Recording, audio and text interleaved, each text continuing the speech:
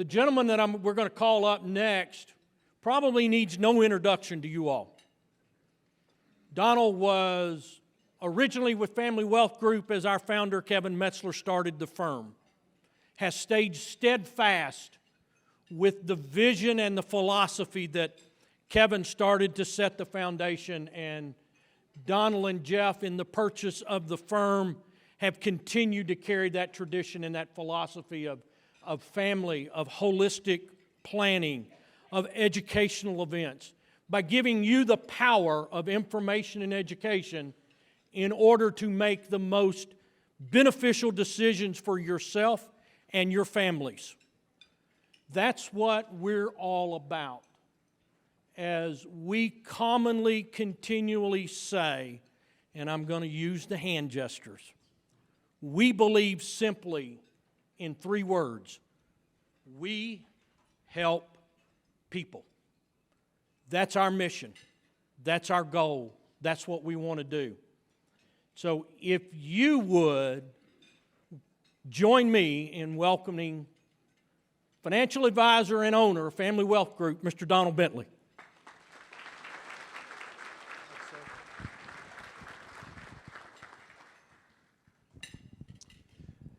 Thank you, Brian, and thank you for being here. And without you here, as I said earlier, none of this is possible for us to be able to continue our education, and our staff, the people that put this together, that continue to absolutely make our events the best of the best. Thank you for everything that you do in your long hours as well. As Brian said, being here with Kevin, and some of you may have heard this, when Kevin called me one Friday afternoon as I was outside with my wife, he called and said, "Hey, I want to run something by you.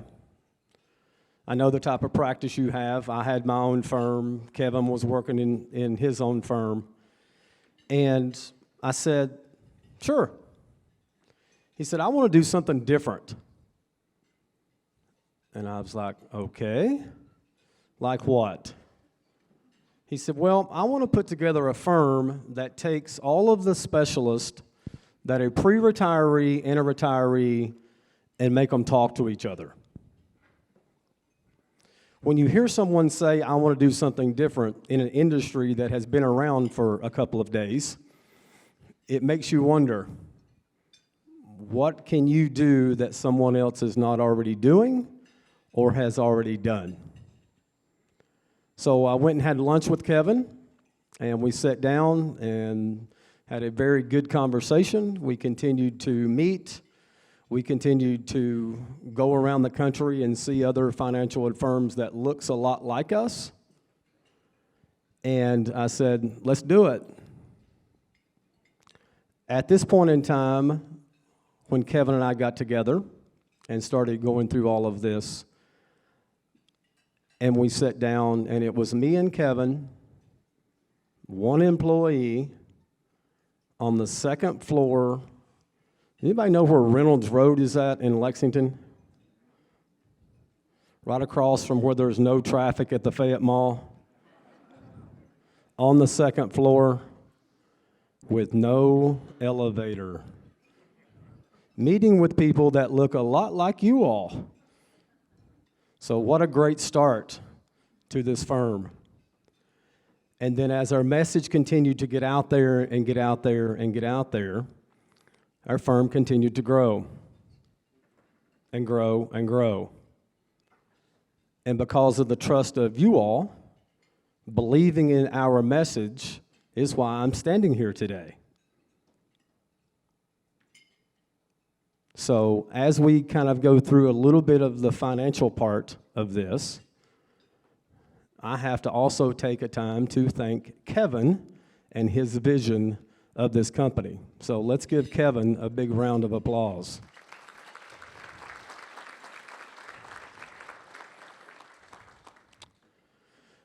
So as we continued to grow the company and we started bringing in other specialists and other people, we now sit here with 27 full-time employees, with 4 office locations and another office location that we just opened, I'll call it semi-opened, in West Virginia. So that is our 5th location. As Brian will tell you, I thought we said we weren't going to open any new offices in 2023. Well, we made it through half of the year. But when people need our help and we continue to serve them, I don't know where we may end up going. So I'm not going to make that comment anymore because I'm not in control of what's going on. We all know who is. So as Kevin's going through his last several years of family wealth group, as I'll call it, I kept on wondering to myself, here's a gentleman that's been in the business for over 40 years, loves people, serves God, and just a good guy. But why is he still here? Why is he still working? Why does he come in working every single day as long and hard, 10, 12, 14-hour days, traveling here, going to education events? And as I continued to grow with him and age as well, it's hard to walk away from because of people like you. When you have a serving mentality and you like to help people, it's hard to quit. It's hard to just step away from that. So we try to, at least once a month or two, have Kevin come back, sit down with him, have a cup of coffee, and see how Kevin's doing. Because without his vision, you wouldn't be sitting in this room today. So as you have started through our process, as clients now, as we continue to grow, we continue to add people to help serve you. So as many of you know, as we go through this process, if I can get, let's throw the legal disclaimers out there, right? Everybody read that? Good, all right. So here are some of the guest speakers that you are going to hear from today. And as I mentioned, we got to hear from one of the specialists that you're going to hear from, Miss Amy, yesterday, that we spent 6 hours with. What a treat for our staff and their own personal situations. So, as many of you know, this is kind of where we start. The main 3 areas that we focus on. Protection, right off the bat.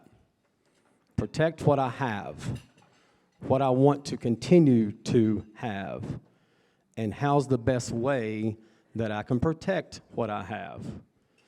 My legacy, my investments. Everybody in this room has a legacy. Everybody. And a lot of those are just your own legacy and should be your own legacy. Regardless if you think you have one or not, you do. And you get to drive how that legacy ends up being. A lot of times we've sat in front of clients and repeatedly, and they say, well, you know, I came into this world with nothing, and I'm probably going to leave with nothing. You might, but you also might not. And if I'm going to do that, and I'm going to have this legacy that I'm going to leave behind, I need to make it my own. And the way that I make it my own is by sitting down with someone and figuring out how's the best that I can start to design and fulfill what I want my legacy to look like. That doesn't mean just money. It does not. And as many of you know, as you've been through our process, the investment part, the money part, is where most people want to start. How can you help me with my money? How can you make sure I don't run out? What's the best way to protect it from taxes? How do I potentially get it to the next generation in the most efficient way? How do I spend all of it? My last dollar on my last day. Yes, I have heard that more than once. You know what? It's your money. You do what you want to with it. Your plan should be your plan, not somebody else's, not what your coworkers is. It should be yours, individualized. Legacy. Start with what you want to have happen. And I'm not going to steal a lot of Lyle McQuinn, which is one of our estate planning attorneys, but he says it best. I'm sure he'll probably say it today. It's either, let's see how many people's heard this. It's either your plan or the government's plan. That is correct. So you get to make that decision. You can either do it yourself, or you can let someone else make it up for you by what's put in the laws. Investments. Now, before last year, we all thought that the stock market just went where all the time? Straight up. And everybody looked really, really smart. Because it just, every time we looked out, we just had a bunch of green and smiley faces, and it just looked wonderful. My money just goes up forever. And then 2022 hit. And it's like, what's going on? The stock market actually goes down? Yes, it does. One of my famous lines is this when people ask me, what do you think the stock market's going to do? Oh, that's a simple answer. Oh, you know what it's going to do? Sure. It's going to do one of two things.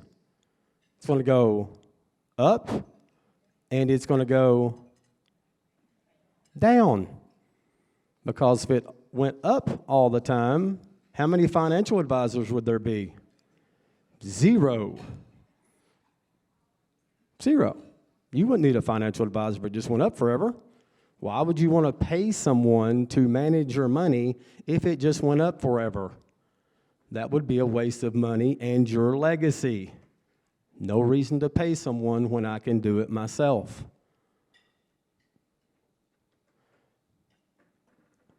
One of the things I want you to think about is the investments themselves. And when we do get to that part of our meetings that we have, what I want you to think about, and while we take our time and are very patient, is think about the time it took you to get that money there. You decided years ago to take money from your paycheck and stick away somewhere, and a lot of you had employers that helped you along the way and put money there as well for you. And what you were doing was taking money away from your family at that time to put back in something when you were younger that you really wasn't sure how it worked, and you were hoping that there was more money there than when you put it in there, right? When you were 20, 25, 30 years old, you took money from your family and put it in something that you really wasn't sure how it was going to work. You talking about a leap of faith?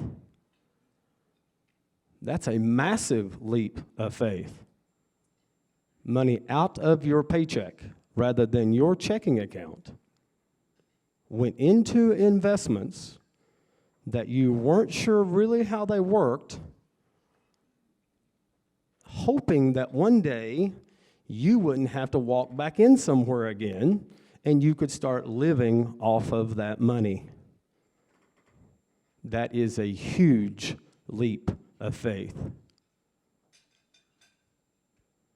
So thank you for taking that leap of faith when you were younger, because what we get to hear quite often is, I wish I'd have come in 5 or 10 years ago. Wish I would have done this. Anybody ever wisha? Sure. Or I wish I would have done that differently. Man, if I'd have just put money in Amazon 20 years ago. Yeah. If we would have done that, none of us would be standing or sitting in this room, and we would have our own island that we live on. But we didn't do that. Or maybe we did do that. Good for you. But I want to thank you again for taking money out of your check, sticking it away, and hoping that there was going to be more there when you decided not to go back to work. That's a big deal. Doesn't sound like a big deal until you hear it, does it? But you did. You worked long hours. You worked weekends. You worked overtime. You missed ball games.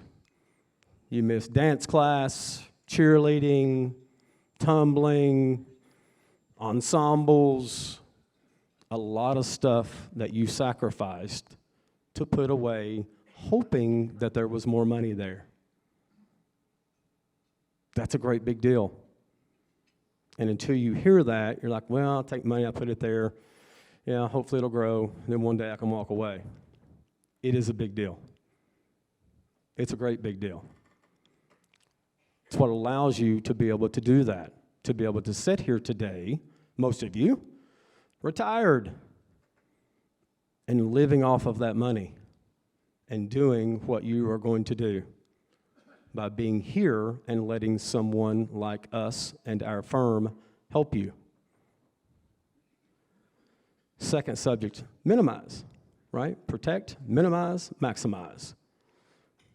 3 very simple words that are so powerful when you put them all together and you make a bunch of specialists talk to each other. Risk and taxes, right?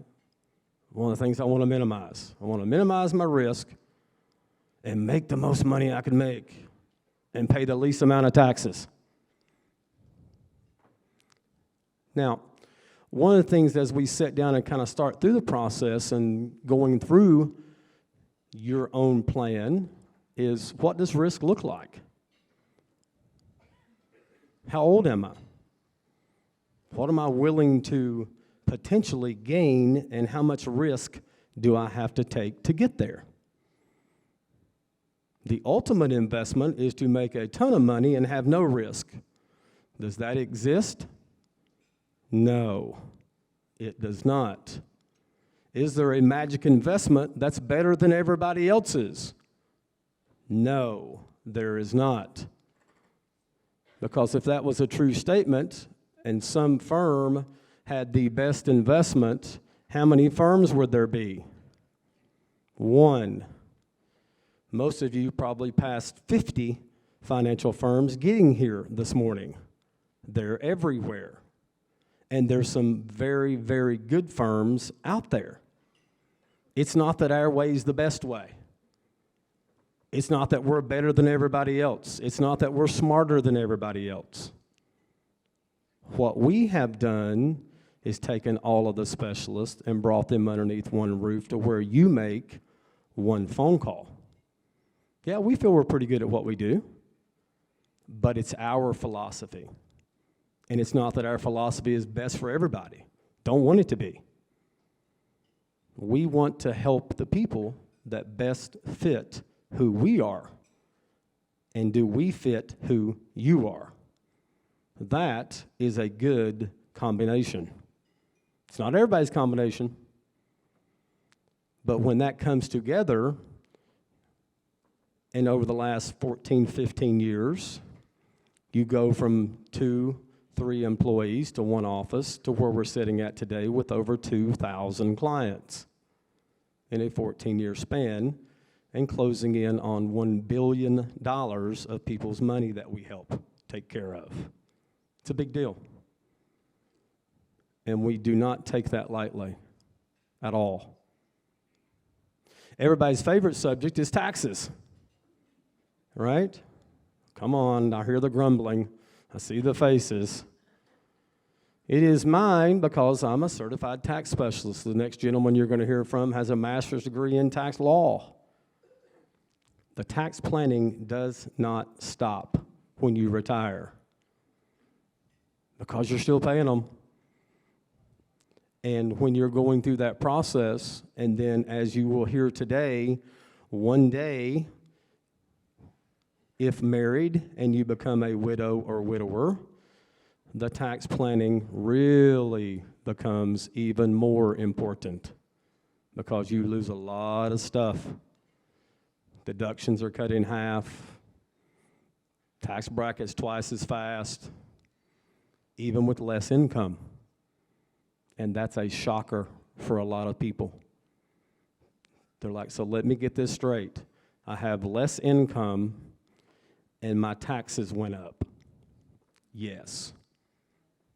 We call that the widower penalty.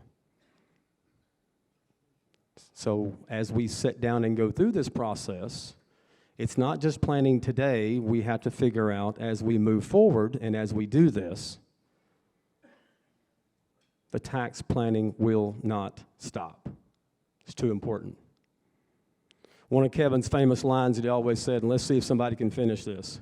It's not what you make, it's what you keep. Anybody remember their first job? Yep, me too. I'm going to give you an example about our baby that I talked about earlier this morning. Brian's already laughing in the back of the room. He's heard this before. He thinks he wants to do what Dad does, so we let him help around the office a little bit this summer before he heads off to college. And of course, any young kid, when they're walking into a place that Dad runs, ha ha ha, well, what am I going to do? Well, I'm not your boss. What do you mean? No, I'm a financial advisor. There's people that are going to tell you what to do, and that's not me. That was a shock to his system that Dad was not going to tell him what to do because for 18 years, Dad and Mom have told him what to do. And now he's got other people telling him what to do. Not only that, as an 18-year-old, what do you think one of his first questions was when he was going to start working? How much money am I going to make? I said, well, you'll have to talk to your boss about that. And he did. And he sat down and he went and talked to Brian. And Brian said, well, we'll start you out at, I don't even know, $14, $12 an hour. Great. How many hours a day am I going to work? You all know where this is headed, right? How many hours am I going to work? Well, 6 to 8, sometimes 10. 10? Yes. So when Dad rolls in at 7 and 7:30 every night, it's not 8 to 3 or 8 to 4. And that lasted about 2 weeks of him riding with me. And now he decided he was going to take his own car and go home at 5 and 5:30. So he would work his 8-hour shift, get his lunch, get his breaks. Now he's going 12 times 8 is 96. 96 times 3 days a week, call it an even 100, that's $300 a week. When do we get paid? Every 2 weeks. So he says, well, 300 times 2 is 600, and then he gets his first check. Right? Anybody remember that? Right? Did you all do that same math when you first started your job? And his check was for $463. And what do you think happened when he looked at his deposit? What happened to my money? Where did it go to? I said, son, welcome. Welcome to the real world. Whoever said that? Yes, that's exactly what I said. And one of the famous things that he said that we've probably all said before, Who in the world is FICA? I said, that's FICA, and that's your friends at the U.S. government. And then you'll pay Lexington and Fayette County and state of Kentucky, and your other friends at Medicare would like some money along the way too. And yeah, he said, that's just crazy. Yes, it is. And guess what? The more money you make, the more they take. That's just ridiculous. I said, yep, it is. It's why you have to plan, because those don't stop. Now, some of them stop. Some of them don't ever stop. So it's very important as you go through this to understand taxes don't stop. And in case you haven't looked lately, there is a small debt issue for the United States of 30-some trillion dollars that continues to grow. And what's the fastest way for them to generate revenue? Taxes. Because who controls how the taxes are done? They do. Okay? That's not going away. Taxes are not going away. Last subject, and I'm going to bring up our next speaker. Maximize income and estate. I want the most money I can get, but I don't want to take a lot of risk and I don't want to run out. That sounds wonderful. You have to be careful. When do I take the income? What's the best way for me to take income? When should I take income? When should I turn on Social Security? We hear that one all the time. Has anyone ever typed that in to Google? When should I take Social Security? There's like 7 billion opinions. Now, I hate to say this because people say, well, they know more than you think they know. What does Google know about when you should turn on your Social Security? Nothing. What do those articles personally know about you and your personal and family situation? Nothing. It's an opinion. Because as Brian will tell you, we have spent a ridiculous amount of money on software, and we can answer every single question about that income source of Social Security. Answer all of them, to the penny, to the date, to the month that you want to retire. And there's one question that we cannot answer. What do you think that is? Come on, it's about today a little bit. When are you going to die? And if you can give me that answer, I can tell you the day to turn it on. So if you've got a connection, a really good connection with the man upstairs, please let me know. We may even hire you and put you on staff. Okay? The planning never stops. It can't stop. It's too important. Too many hours, too much time, too much sacrifice to get where you're at. Estate. So what I'd like to do is I'm going to introduce our next speaker. Oh, I'm not going to introduce our next speaker. Oh.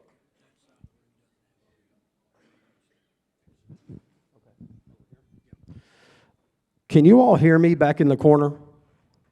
Yes? When I'm talking this way, you can hear it? Can you all hear me over here if I'm standing over here? Perfect. We're going to stand over here. Speaker's not working? All right. But you all can hear me, correct? Stay loud. Lyle, stay loud. And stay to this side of the room. So, as I said, Lyle McQuinn has been helping our clients for about as long as Family Wealth Group's been in existence. Lyle helps with the estate, wills, powers of attorney, healthcare surrogates, general durable, revocable trust, Medicare, Medicaid, probate. Lyle graduated from the University of Kentucky. He went down and got his master's degree from the University of Florida in tax law. So please give a warm welcome to Mr. Lyle McQuinn. Hit that clicker. There you go. How about the next one? Let's see here. How about that? There we go. There you go. All right. So I'll try and talk loud, but I do notice one thing about this microphone. It may sound like I have an accent. I think that's probably just the microphone. But I've got a stopwatch here because I have a certain time period to talk to get us on schedule, and I have to be in court in about 45 minutes. So I want to make sure and keep us on schedule. But as Donald talked about, I'm an estate and trust planning attorney. I have now been talking for 20 seconds. And before this hits 1 minute, I'm going to tell you everything you need to know. And that is this. Simply put, protect yourself and protect your family. Have a plan in place. Whatever it is that you want to happen, should you become incapacitated, have that legally in place, meaning who gets to make financial decisions, who gets to make health care decisions if you can't. When you pass away, have it legally in place. Who receives your assets and what they have to receive them? Do they have to go to court? Do they lose some to the tax man? Last night I was at Cardinal Hill with a woman, and her faculties physically have failed her, but her mind is still there. And I went in and I talked with her last night because her family brought me in and said, well, we need to make some changes because she may not be getting out of here, or if she does, because of the physical ailments, she'll be transitioning to a nursing home. Now, I can't help with her transitioning to a nursing home physically. But what I can help with is making sure that if she does, her assets remain protected, that the home and family farm that she lives on does end up going to her family, that it doesn't have to get sold, that what she wants to occur is what will happen, not by default what the government says happens if she doesn't have a plan in place. But I met with her last night, and one of the nurses walked in, and one of the nurses asked if she could ask me a quick question. And I said, yes, I'm an attorney. It's only $400 an hour to ask me a question, which I thought was funny. She did not. But she asked the question. She said, down the hall, my dad is in here, and I'm helping care for him. He is unable to talk or communicate, but the reality is he's going to transition from here, and he is going into a nursing home. But the reality is my grandfather lived to be 103, and my dad is only 88 right now. But he has the exact same ailment that hit my grandfather, and my grandfather was in a nursing home type facility for almost 16 years. Almost exactly what her dad looks like the road he's going down. And she said, what can you do to help me? And my answer was pretty sad. Nothing. And the reason I can't help her is very simple. Dad is now incapacitated. Dad does not have the ability to put a power of attorney in place. He doesn't have the ability to put a trust in place. He doesn't even have the ability to put a designated beneficiary in place for any of his assets. And so because he didn't plan ahead, there's no way to protect him or the family. I am going to help her go get what's called guardianship, which means that she can go to court, we'll have a trial to make financial and health care decisions for him. Now, she's the only heir. She's the only child. He is widowed. There is no one else in the world who is really involved with him from a family. He has no siblings. His parents have passed. There is no one but her. But because he never put a plan in place to protect himself or her, then I'm going to start, tomorrow I'm meeting with her to come in, and we're going to file a petition with the court. And the petition with the court says, Dear Judge, we need to be able to make decisions for him. I need you to adjudicate him incapacitated. Well, the fact is, he's clearly incapacitated. He cannot communicate. He can't talk. He can't understand even what we're doing. But the court system says since he did not put the powers of attorney, healthcare power of attorney in place, we have to be there. We have to hire a doctor, a psychiatrist, and a social worker to go in. We will have a 6-person jury trial hearing. We will spend probably $15,000 for her to become the decision maker for her dad. And we're going to become the decision maker to really just be able to write checks. Because what we're going to do is write checks to the nursing home. And we will not stop writing checks until we get his account down to $2,000. We are going to be selling his house. We are going to be liquidating his accounts. And we're going to do everything to end up with $2,000 in his bank account before Medicaid will come in to help. And the only reason we're having to do that, the only reason we're losing everything is simply because he did not put a plan in place. And so we're left with the default rules. So the one thing I just wanted to talk to you all about is making sure that you have a plan in place, making sure that you are protected. Make sure that no matter what happens, you're the one that decided those things. Nobody in here wants the government to decide who makes decisions for them. Nobody in here wants the government involved with who receives their assets and how much the government takes. Donald was joking about who FICA is and all that. Well, I have a story earlier Monday. A woman came into our office and she said, she just stopped in. She said, I got a quick question for you. And she said, would you mind looking at something from the court system? Because I'm getting ready to walk over there, and the clerk told me to stop by and talk with you first. So I called Tracy, who works over at the court system, real quick, and I said, what is this? And she said, well, you're going to need to explain to this woman. We asked her to leave and to find an attorney and explain to her where all the money went. And I was like, well, that's kind of hard to do. And she said, well, there's only 2 things, so we thought you might be able to help.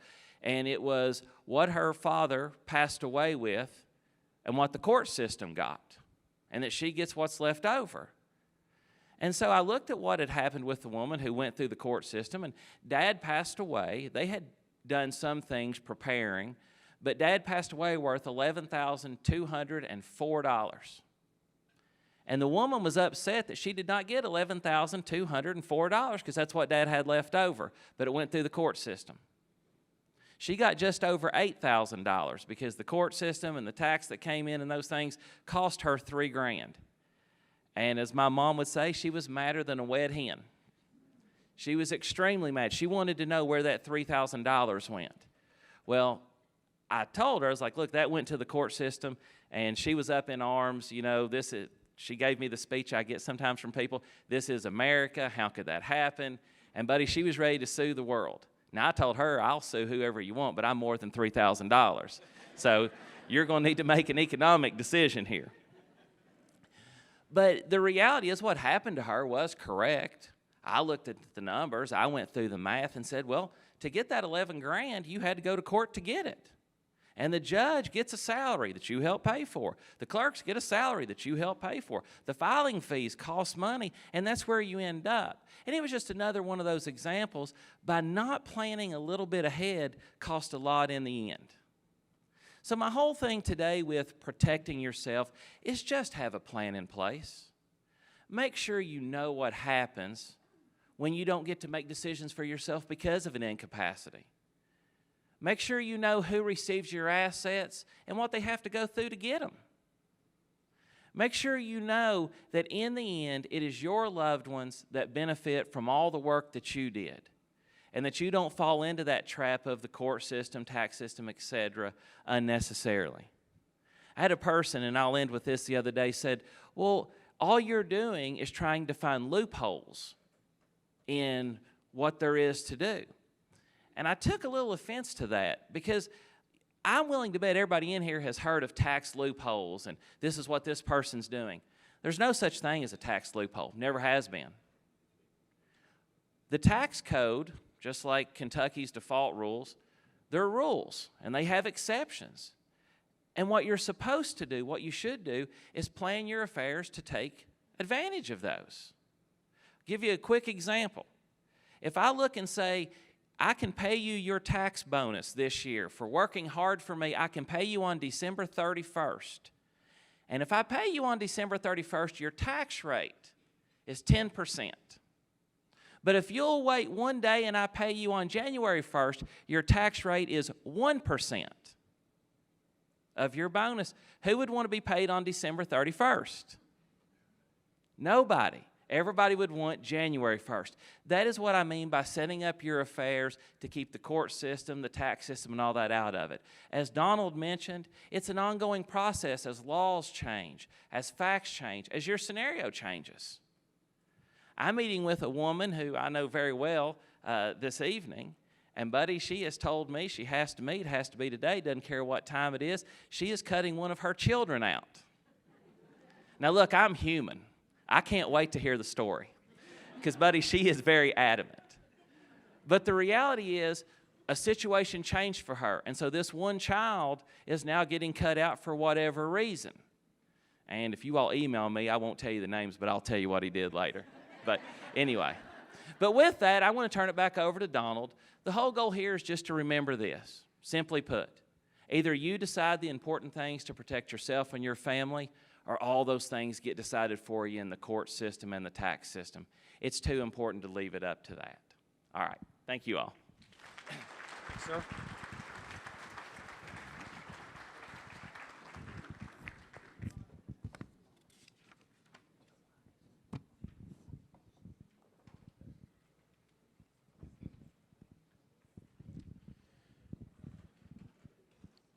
So, yes, thank you, Lyle.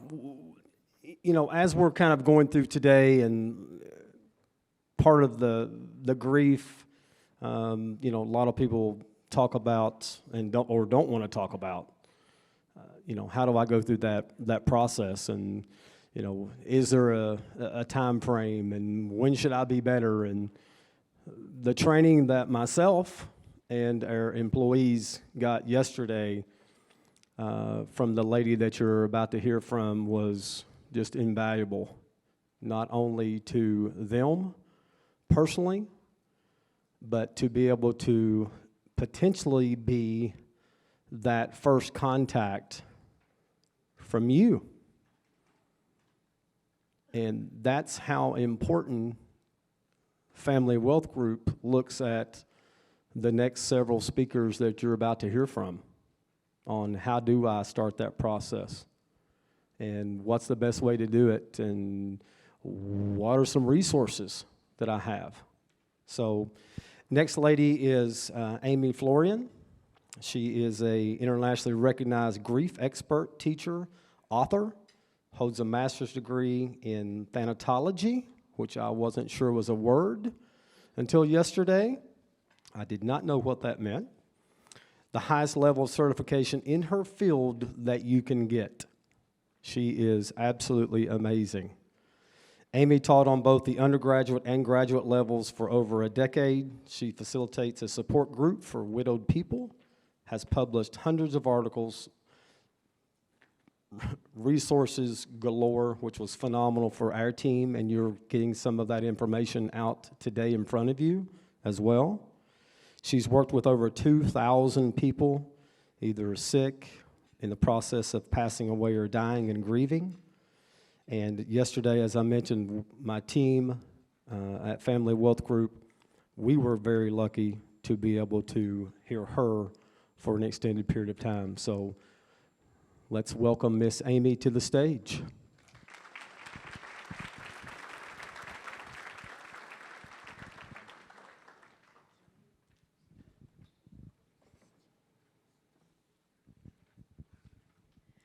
Good morning. I have to start this off by saying what truly an honor and a privilege it is to work with the Family Wealth Group.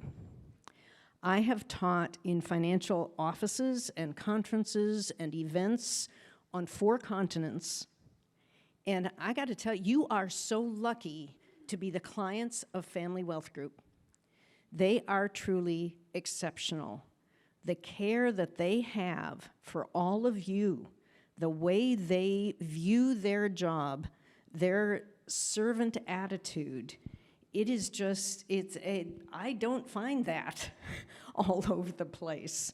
So I have to say, it truly is an honor to work with them, and I am so happy for you that you are their clients.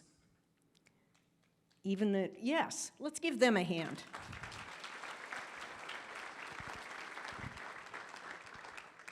Even the fact that they brought me in today is an indication of how much they care about you. So we're going to talk about a difficult topic, a serious topic, but it's the kind of information everybody wants to have, needs to have, but doesn't know how to get.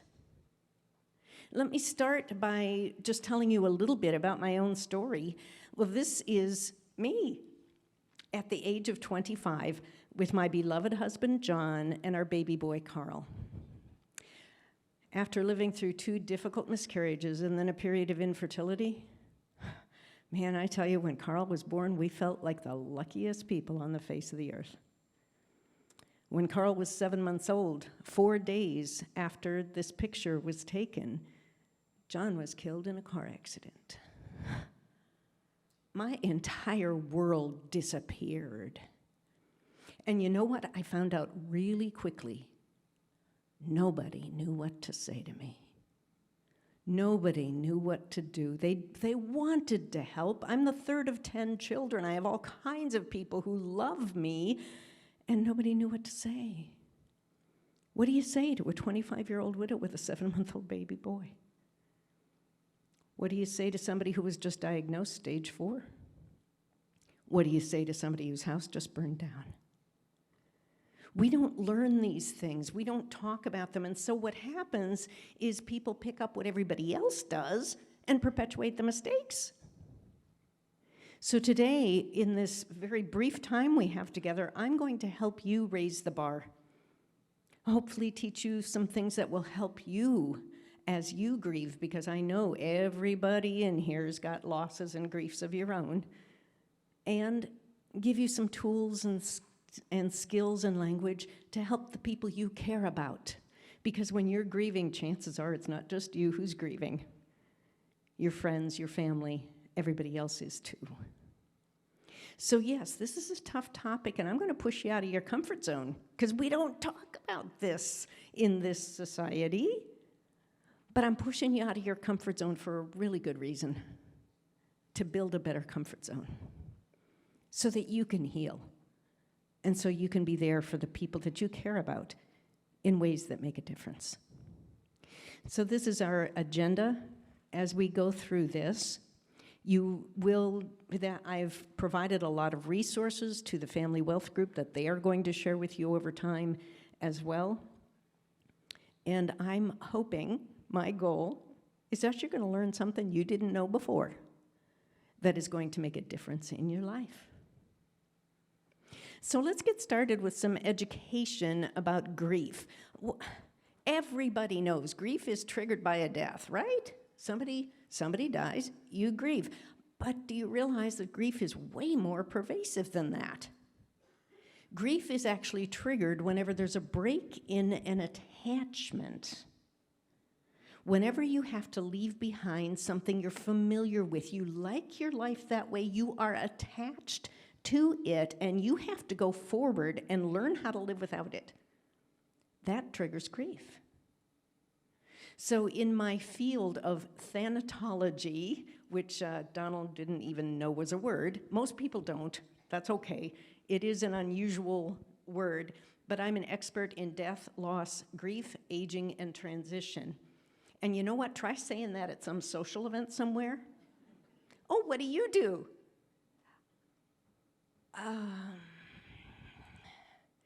Okay, what do you do? Ooh. Anyway, in my field, there are 6 accepted types of loss or change that trigger grief. Any particular loss experience may involve more than one of those triggers, and it usually does. In fact, it is the number of triggers involved combined with the depth of the attachment that determines how long and profound and complex that grief is going to be. So these are the 6. You don't need to write them down real fast. We're going to go through each one briefly with a few examples so that you understand your own experience and the experience of the people that you care about. The first one is relationship loss. Of course, that's the one that's associated with death. It's the total permanent loss of the physical relationship with that person. And oh my gosh, over COVID, over 1 million extra deaths in the United States alone. Extra deaths on top of the, if you will, usual from cancer and accidents and illnesses and things like that. Particularly difficult if that person died alone, because we weren't allowed into the hospital. We weren't allowed to say goodbye via iPad. I had to say goodbye to my brother via iPad. Really complicates the grief. But the relationship loss does not have to be total and does not have to be permanent. Divorce. Oh my gosh, is that a relationship loss? And on very many levels. Moving away. Have you ever moved away from your home and you had to leave your neighbors behind? You had to leave your place of worship. Maybe you were leaving to move to a new job. Maybe you got a job at Toyota and you had to leave behind your coworkers and make new friends. I mean, even positive transitions, something you want to do, still involves losses and change. You've got to leave something behind in order to go to something else. Having an estranged child or any other family member, somebody you're estranged from, or oh my gosh, in this political climate, people are cutting friends and family out of their lives because they don't agree politically. What is wrong with this picture? But that hurts because it's a relationship loss. And you know what? It doesn't even have to be human. How many of you is your pet your child? Yeah. Never say to somebody, "What's the matter with you? It was only a dog. It was only a horse." No. For many people, that pet is their child, and when that pet dies, it's just as devastating as any family member. And it should be, because it's a relationship loss. Material loss is the loss of an object or a possession that we are attached to or that has sentimental value. So if a house gets damaged or destroyed in a windstorm, a tornado, a fire, oh, what a material loss that is. Or even when you move from your home. Maybe you want to move. You're retired, you're downsizing. The house is too big, you're downsizing, you're moving someplace else that you're really excited about moving to, but you have to leave behind your home. The place where you raised your kids, the place where the memories sing from the walls. And if it's an involuntary move, if you can't live alone anymore and you have to go to assisted living, that's even worse. This kind of loss happens anytime a treasured possession is lost, broken, stolen. Have you ever lost your phone? Oh my gosh. And you know what? It's not the physical device, it's what's in it. It's the story, the text, the pictures. Those are the things we're attached to, and that's what we miss. Another thing we are very attached to, and you are too, or you wouldn't be here, how attached are you to your money? Yikes. So if somebody gets laid off and loses their income, or the market volatility, don't you sometimes, when you're watching that market bounce up and down, don't you feel angry, frustrated, upset, confused, afraid? You know what? You're grieving because you feel like somebody's taking your treasured possession away from you in ways that are out of your control. Your emotional reactions are normal. You're just grieving. Your role is your accustomed place in any of the social constructs of your life, your family, your workplace, your place of worship, whatever it may be. And when that role changes, we grieve. During COVID, did any of you or your family members have to become in-home teachers to your kids? Yikes. That's a very unaccustomed role, isn't it? We learned how valuable teachers are. What happens when a natural caregiver has to become a care receiver? Or when the adult child has to change the parent's diaper? And they both grieve for that change in role. What happens when you get that new job? Your role is different, and you have to leave behind your prior role. When you become an empty nester, or when a kid moves back into the house, and sometimes in the same year, I hear, and your role changes. Even happy changes. Many of you retired. Some of you are looking forward to being retired. And retirement's a great thing, yes, happy, and yet. Look at everything you leave behind. You leave behind your role, your title, your status, your reason for getting out of bed in the morning, the colleagues you associated with on a daily basis. I mean, Donald referred to how difficult it is to think about leaving the business or think about retiring because of losing all of that. Even positive transitions trigger grief. And when they're not so positive, like somebody dies and your role changes. I mean, if it's my spouse who died, as mine did, now I'm not married anymore? I'm single? I don't even know how to do that. Or if my child dies, am I still a parent? What do I answer when people ask how many kids I have?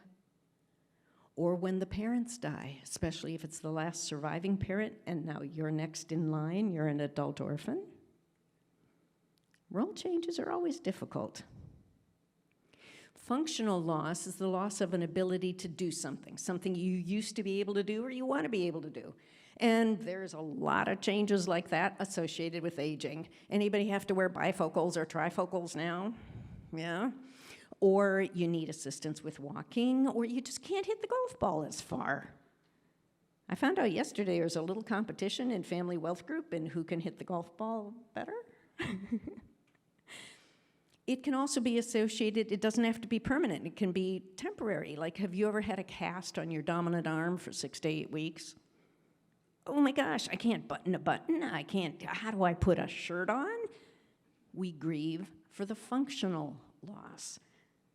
And sometimes it is permanent, sometimes it's progressive. Those illnesses like ALS, Parkinson's, dementia, where we lose function inch by inch by inch. And we grieve every inch of the way. Another big functional loss as we age. Has anybody lost the ability to drive? I had to give up the car keys. Ouch. It really hurts, and we grieve for that. Intrapsychic loss. This is the loss of plans, dreams, visions, infertility, the loss of the dreams of having your own biological child. Or starting a business. It goes great for a while, and then it fails. Or your kid not getting into the college they've been gunning for since they were in 3rd grade. When somebody dies, you don't just lose the person and your role in association with the person, and perhaps your monetary situation has changed. You also lose your plans, the future that you had planned with that person. And sometimes the loss of the future is just as devastating as the loss of the physical presence. This final part has 2 parts to it, systemic and assumptive. Systemic loss is the loss of faith in the systems or the institutions that we rely on in our society, and assumptive loss is our personal systems, the often unconscious matrix of assumptions that we put together about how life works or how it's supposed to work. On the systemic side, let me ask you a question. How many of you believe that everybody we elect and send to Washington or to Frankfurt, their number one goal is the common good of the American people?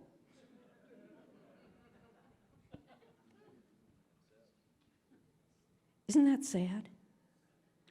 We've lost faith in our government. Sometimes when there is an illness or a death, we lose faith in the healthcare system or the health insurance industry or the mental health system. When there's a trial of any sort, a messy divorce, a murder, whatever it may be, sometimes we lose faith in the justice system because, face it, justice is not always served. If there's a really messy divorce, people may lose faith in the institution of marriage itself. On the assumptive side, our personal systems, we tend to assume that somehow life is fair, it makes sense, and it's going to go the way we plan it, right? If God would just listen to our plans. And then our assumptions get shattered. Wait a minute. This isn't fair. It isn't right. It's not supposed to happen this way. Innocent people are not supposed to die. No parent should ever have to bury their child. Now, wait a minute. We're people of faith. We pray, we tithe, we do all the right things. We're supposed to be rewarded. What does God think he's doing? What is happening? This isn't right. Anytime our personal assumptions or public assumptions get shattered, we grieve. So this is the 6. Can you see how every single one of these 6 triggers functions in your life all the time?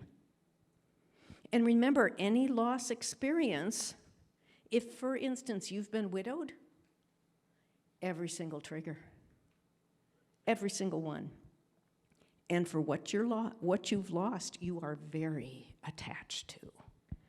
So of course you're sad. Of course this is difficult. You are not crazy. People make you feel like you're crazy. But you're not crazy. You're just grieving. This is normal for grieving people. You have a right to your grief. It legitimizes it, normalizes it. We're all in this together, folks. But it's not enough just to know about grief.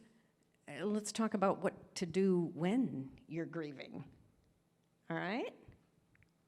First thing is, number 1 principle of supporting any grieving person, including yourself, is that the number 1 need of grieving people, especially in the initial instance, but also well down the road, is to tell their story. It's one of the ways we make it real.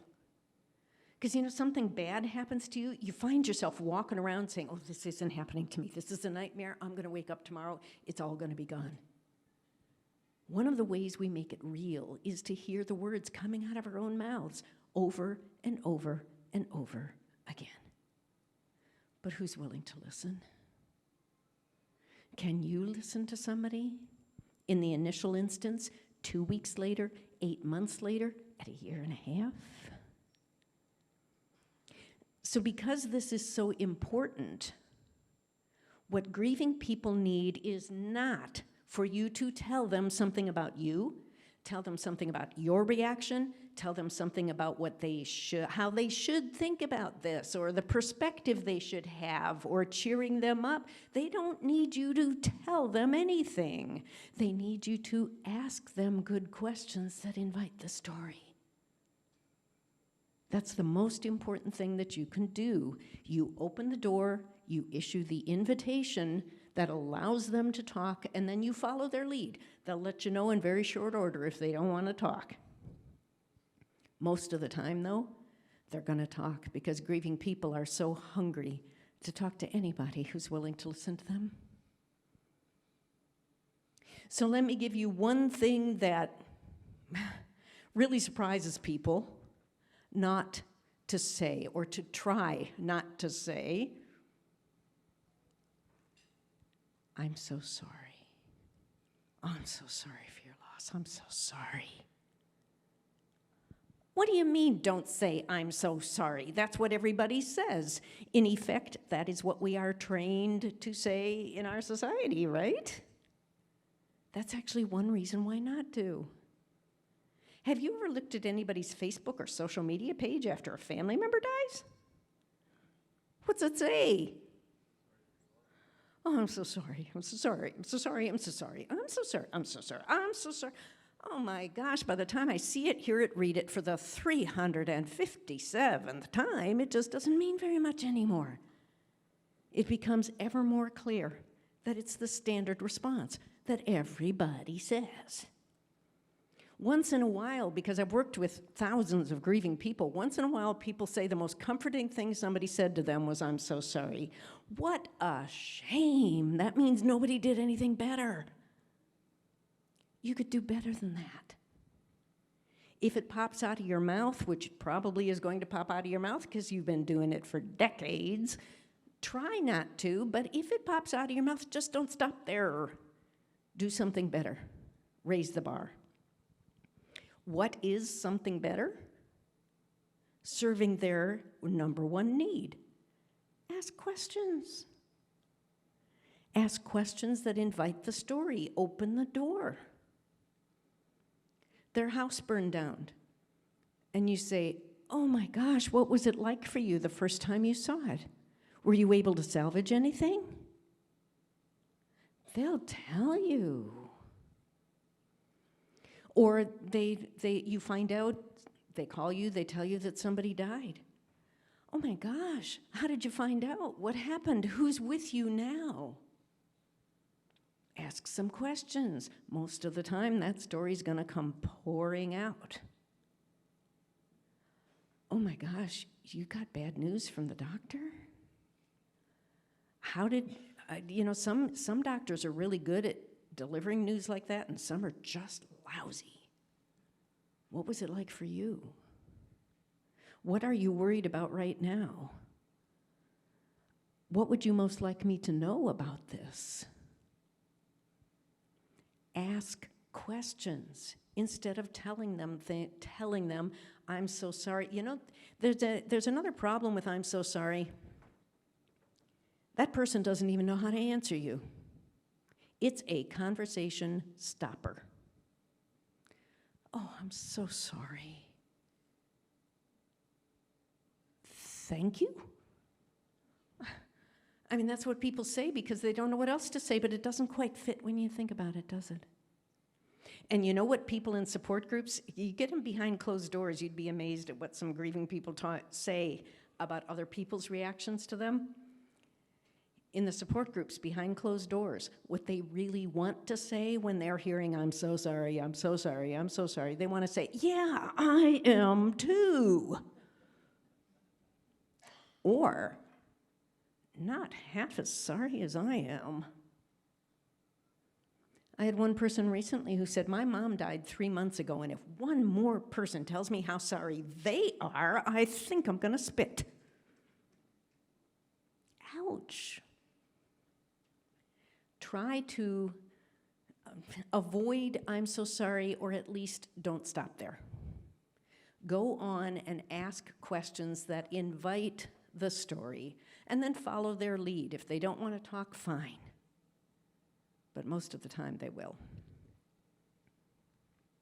Some other good questions to ask.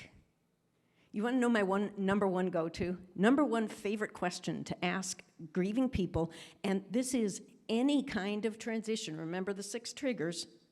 Any kind of transition, and any time down the road, from the initial to years later.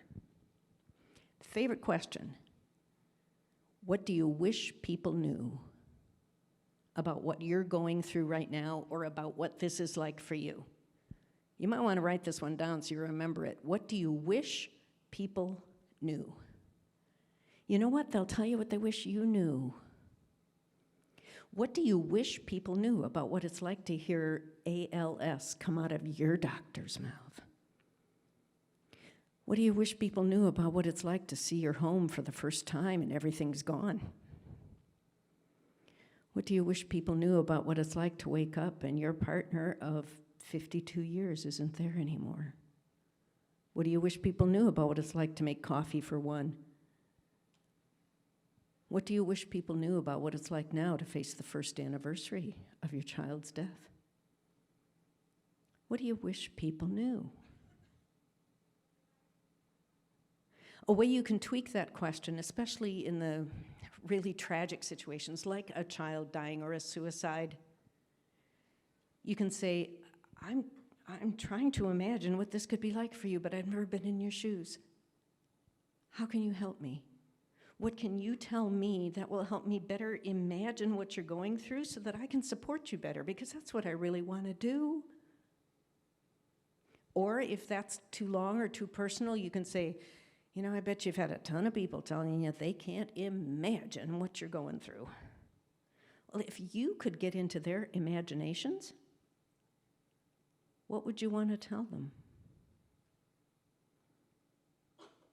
You see, when we say, I can't imagine what you're going, I can't imagine what you're going through, I can't imagine, pretty soon don't you feel like you're going crazy? The grieving person starts feeling like nobody has ever felt what they felt. They're the only one who ever felt this way. Nobody else can even imagine what it might be like, much less support me through it. It pushes people away. Draw them in. If you could get into their imaginations, what would you tell them? How can you help me better imagine so I can support you? Draw them in, don't push them away. A related question. How do you wish people would act around you? And you might get answers like, you know, it's only been 4 months. I wish somebody would just say her name. I want to know I'm not the only one who remembers. Or, I wish people would quit trying to throw me a divorce party. I mean, yeah, where the relationship got to, I'm happy to be out of it, but I did not intend this when I walked down the aisle, and it's hurting my kids, and I hate it that this is happening to me. Or, I grew up in rural Iowa. I'm a farm country girl. Actually, you know what? My bachelor's degree, college, is dairy science. You want to ask me about cows? Milk? You want to ask me how upset I get when I see the Chick-fil-A advertisements with Holsteins saying, eat more chicken? We don't eat Holsteins. Give me a break. We eat Angus, we eat Herefords, we eat Charolais. We do not eat Holsteins. Sorry. Anyway, I grew up in rural Iowa. My dad died 8 years ago, and do you know what everybody in my family said? I wish folks would quit bringing us food. Y'all do that here in Kentucky? You bet. You know what we had to do? We had to rent an extra refrigerator because all these Iowa farm folk brought all this food. And I hear it all over the country. Let me ask you something. Who's bringing food on the 6-month anniversary? On his birthday? Or hers? Or their wedding anniversary? You see, those days, I call them marker days because we only get to practice them once a year, so they're painful for many more years to come. And on those marker days, what is everybody around a grieving person doing? Nothing. Or if they're doing anything, they're actively avoiding them. Saying things like, oh, I'm sure they want to be alone on a day like today. No, they don't. Oh, I don't want to make him cry. Do you think he's not? You think there's no tears? They would just love to be crying in a supportive atmosphere. Or my favorite one, oh, I don't want a reminder what day it is. Are you kidding me? Don't let that be you. Give them a call on that day. Send them a card. You know, I'm just calling because I know it's Jim's birthday today, so what do you have planned? Are you going to go to the cemetery? Are you going to get together with friends? Or are you just going to cocoon in bed all day? What's it like for you today on Jim's birthday? Absolutely priceless. Send a card. Send a little gift. Give them a day at the spa on those marker days. Reach out at those times. Or bring them some food then. Bring them a little comfort food. Bring them a bouquet of flowers then, instead of filling up the funeral home. Be there for people and ask those questions that invite the story. Another question I love to ask people, because, you know, folks want to help. They have the best intentions, but like I said, we pick up what everybody else does and perpetuate the mistakes. We're never taught, and so sometimes people say the most awful things. You had a loss when you had somebody say something you just wanted to slap them upside the face? Yeah. Like somebody has a miscarriage. Oh, don't worry, you can have another one. You're young, you're healthy. Or somebody's 88-year-old grandpa died. Oh, he lived a good long life. You should be so lucky. Or somebody dies after a long illness. Oh, but he's no longer suffering. Oh, well, thanks, but now I am in a way I never have before. We try to help. So one thing I sometimes ask people, tell me one thing that people have said to you that you found comforting. And tell me one thing people said to you that you're just getting tired of hearing or it downright hurt. And you will get answers to that. And by the way, when you ask somebody you care about that question, you'll find out what's hurtful to them, and you will never say that to them as long as you live. But you'll find out what is comforting so that you can be there for them. And keep those questions going. What has surprised you about this? What's harder than you thought? What's happening in your friendship circle? What's going on for you? What kind of a day is it today for you? Keep asking the questions and being there for them. Likewise, when you go to the services, and do try to go to the services if you can, there's no substitute for personal presence. But don't get on the conveyor belt with everybody else saying, oh, I'm so sorry. You have my sympathy. So sorry. You have my sympathy.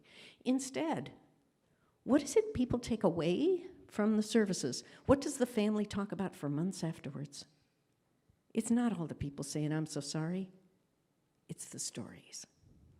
It's the memories. That's what matters. So when you go to the services, bring a story, bring a memory. You know what I loved about Ralph? He was the one person who could always make me laugh. I don't know what I'm really going to miss. We're all going to really miss Ralph's ability to make people laugh, Ralph's ability to make people happy. What a gem he was. There's never going to be another. All right, now you're bringing comfort. Way better than, oh, I'm so sorry about your loss of Ralph. I'm so sorry. Stories, memories. And, you know, if you're grieving, if somebody you care about has died, collect the stories, collect the memories, have people write them down. You write them down. Make videos or photo albums or whatever you want. Keep the stories, keep the memories. That's what really matters. That's what we take with us. And we take those things with us for the rest of our lives. Concentrate on that instead of the platitudes that everybody says. Allow the tears. We're not very good at allowing tears in this society, especially for men, but increasingly for women too, because we tell everybody, oh, I gotta be strong, you gotta be strong. Oh, you're so strong. You don't know what happens when I go home and close my door at night. Why can't we cry in front of each other? We've actually misdefined the word strong. Because the truth is, it takes a ton of energy to stuff grief down. You ever tried to keep yourself from crying when you really needed to cry? It takes a ton of energy. It takes real strength to let it come up. It takes real strength to face the pain, the loneliness, the void that will never be filled in the same way again. It takes real strength to express and resolve those difficult and tough and painful emotions, to assimilate that loss into our lives, to accommodate our life to it, to let go of what can no longer be, to build something that wasn't there before. I tell you, grief is hard work. And it is not the strong people who don't cry. It's the strong people who do, especially in this society. And it's the way to heal. Because if we do use all our energy to stuff that grief down, it's not gonna resolve. It's gonna stay there, it's gonna fester, and it's going to find a way to come back out and bite you sooner or later and over and over and over again. And grief will build on grief, will build on grief. It's just not healthy. It's not healthy. So be strong enough to allow your own tears and to allow other people's tears. I often say to people, you know, you wouldn't be crying if you didn't love him. If you lose a trinket, big deal. You've lost a treasure. Of course you're sad. Of course you're crying. You can use my shoulder if you want. You know, I miss him too. Can I cry with you? Be there for each other. Allow your own tears. Allow their tears. You know, another interesting thing about tears, God created us to cry when we're sad. Because God put stress relief chemicals in tears. It's why we call it having a good cry. There's actually physiological chemicals in tears that relieve stress. You know what? I brought an anatomically correct model of one of those chemicals. This is leucine and kephalin. It's one of the chemicals in tears that relieve stress, along with the adrenocorticotropic hormones, throw in a little prolactin for good measure. These are the things you get rid of when you cry. But you can't cheat. Go to the kitchen here at the hotel. Get yourself a big old onion. Stick it under your nose. Start cutting it up. No chemicals. It's only saline water. They're only in tears of emotion. We are meant to cry. When we're sad, it relieves our stress. So go ahead. Let those tears out. And allow it for other people too. Be there and support them.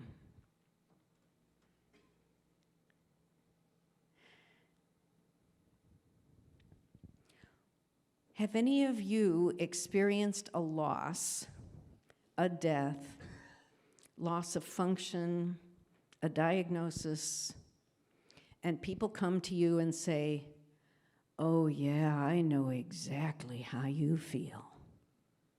Yeah, that happened? Do they know exactly how you feel? No, of course not. Even, you know, if two men die at the same age, in the same town, of the same thing, on the same day, with the same family structure, their two wives are going to have a different experience of grief from each other. Every grief is experienced uniquely to that person, even if it's a similar loss, because so many factors go into how we grieve. your particular relationship with that person, the impact on your daily life. It's one of the reasons that kids, adult children, grieve differently than parents, because the impact on their daily life is totally different. If a parent is widowed, every breath they take all day is different. For the adult child, their daily life goes on as it did before. The grief is different, even though it's the same person who died. Your prior experience of loss, the strength of your support network, your faith, your culture, your personality, so many factors go into how we grieve that every grief is experienced uniquely. So never, ever, ever tell anybody you know how they feel, you know just what they're going through, because you are always wrong. What happens, though, if you have had a similar loss? Can you not say anything at all? Well, yeah, but here's your principle again. You acknowledge that you know something or that you've had a similar loss, but then you allow for their uniqueness by asking a question. And the best questions to ask are things like, but what is it like for you? Or how is it different in your case? I can say to somebody, you know, when John died, I felt like I was walking around in an absolute fog for 5 months. Is it like that for you, or how is it different? What's it like in your case? See the difference? I can say to somebody, you know, when my dad died, Mom didn't know what to write on the return address of her envelopes. 63 years it had been Mr. and Mrs. What is it now? Besides, she was the first person in their card-playing group to be widowed. Now she feels like she doesn't even fit into her social circle anymore. Now that you're going through this, are those similar things to what you're struggling with your identity, with your friendship circle? Do you feel like a third wheel or a fifth wheel, or what is happening for you? What are you struggling the most with? What is harder than you thought it would be? Are there people who've come out of the woodwork to support you that you never expected? And are there people you swore those people were going to be with you for life, but they've just kind of disappeared? What's happening for you? What's it like in your case? You see how much more supportive that is? Never tell them, I know how you feel, because you're always wrong.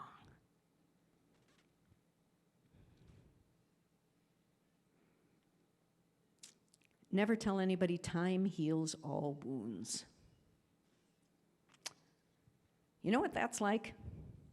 That's like telling somebody with a flat tire to sit on the curb and wait for it to reinflate. It doesn't work. Time doesn't do anything except put distance between us and the event.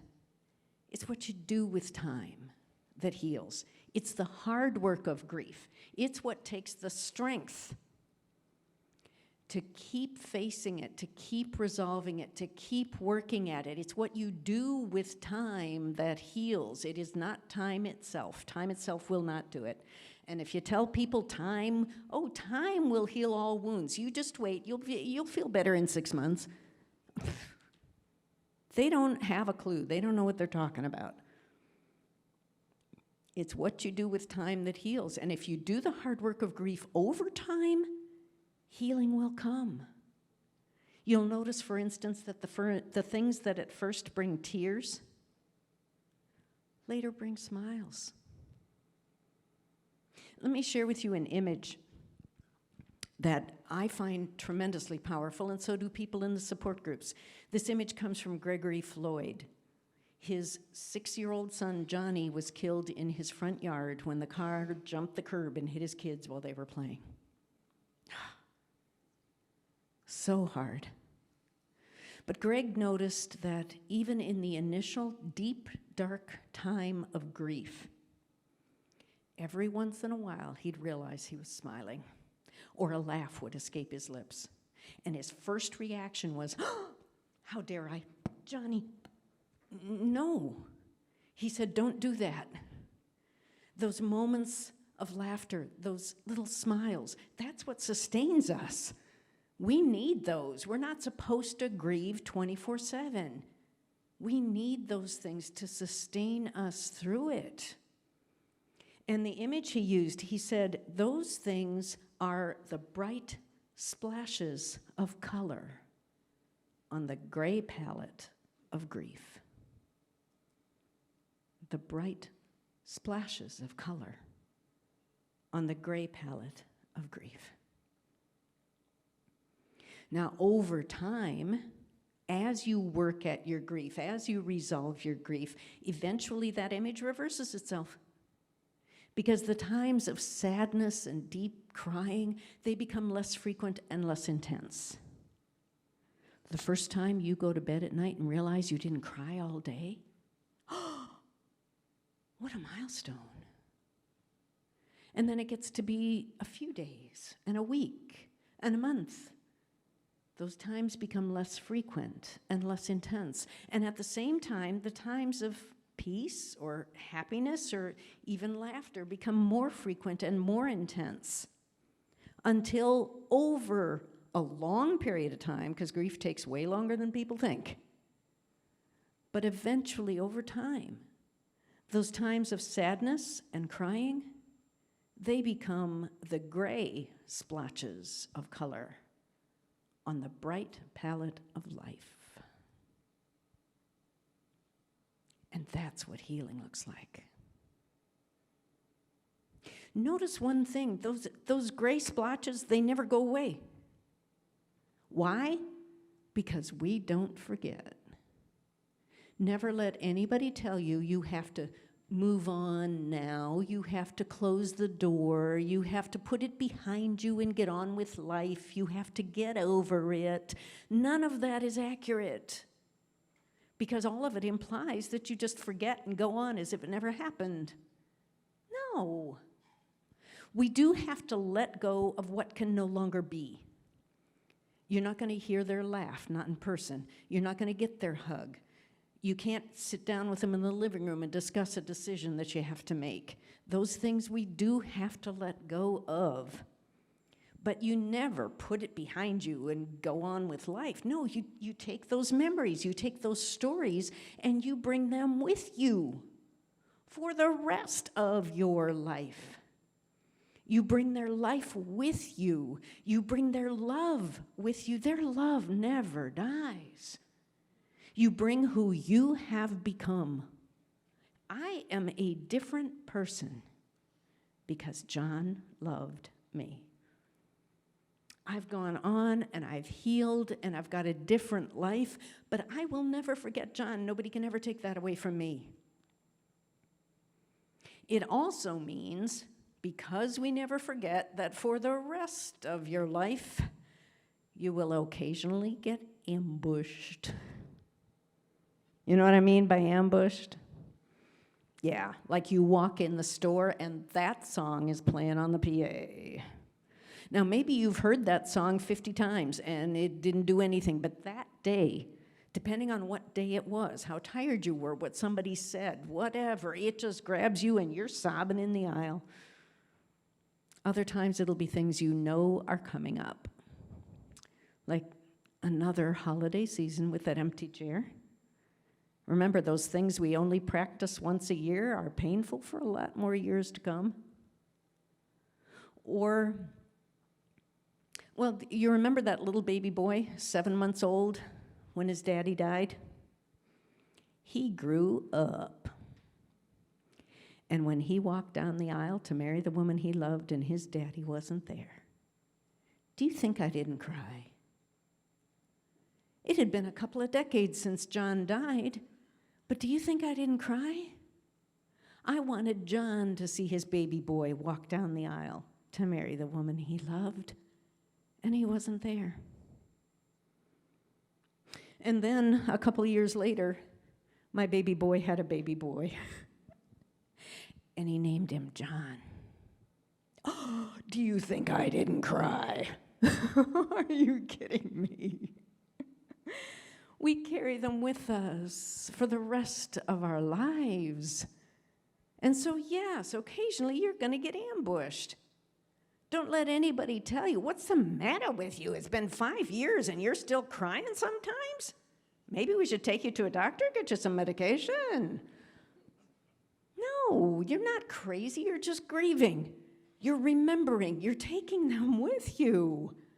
We're supposed to do that. What would happen if Jesus' disciples said, oh, he's dead now. We're supposed to put this behind us and get on with life. We're not supposed to mention his name. We're not supposed to tell the stories anymore. We're just supposed to forget. So let's all work on forgetting and not telling anybody about him anymore and not doing where would we be now? For heaven's sakes. Literally.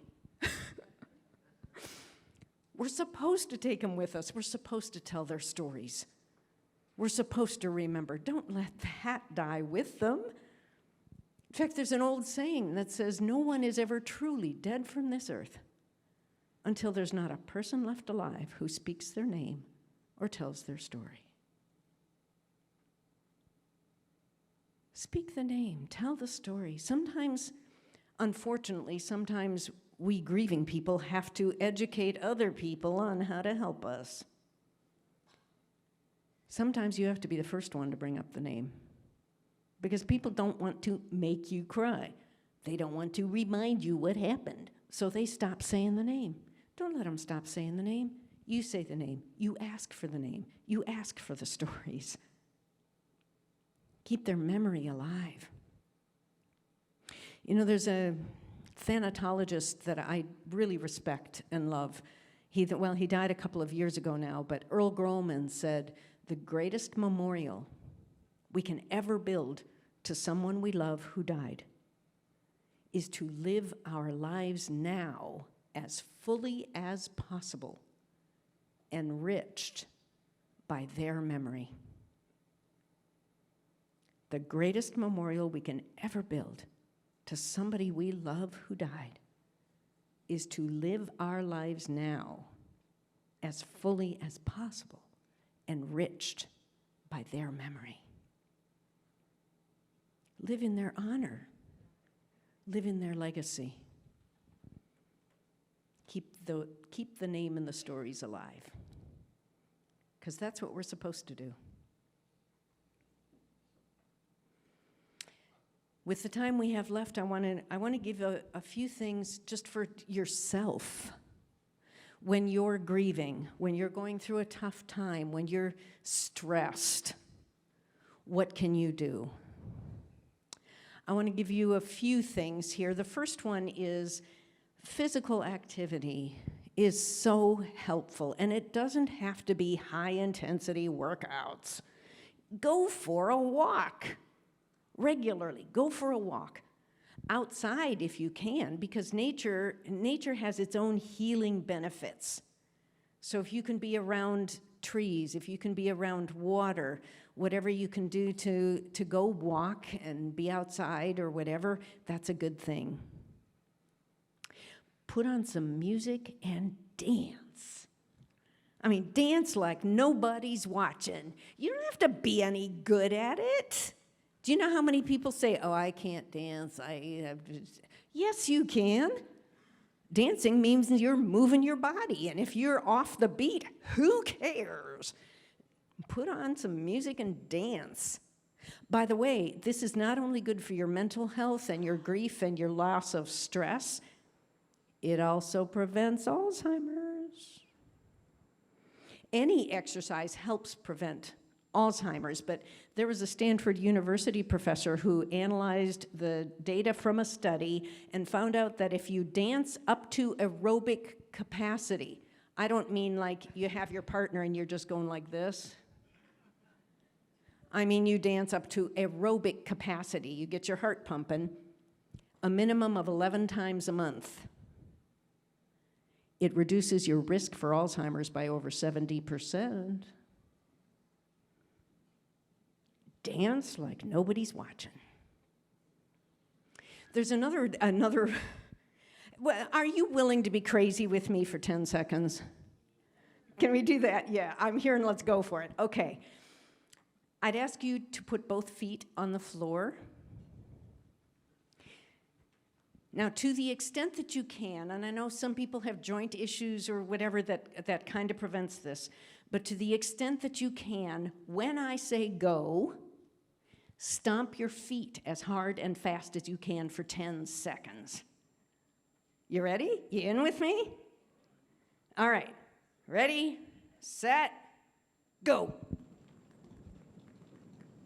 Oh, come on, you can do better than that. Let's go. Let's go.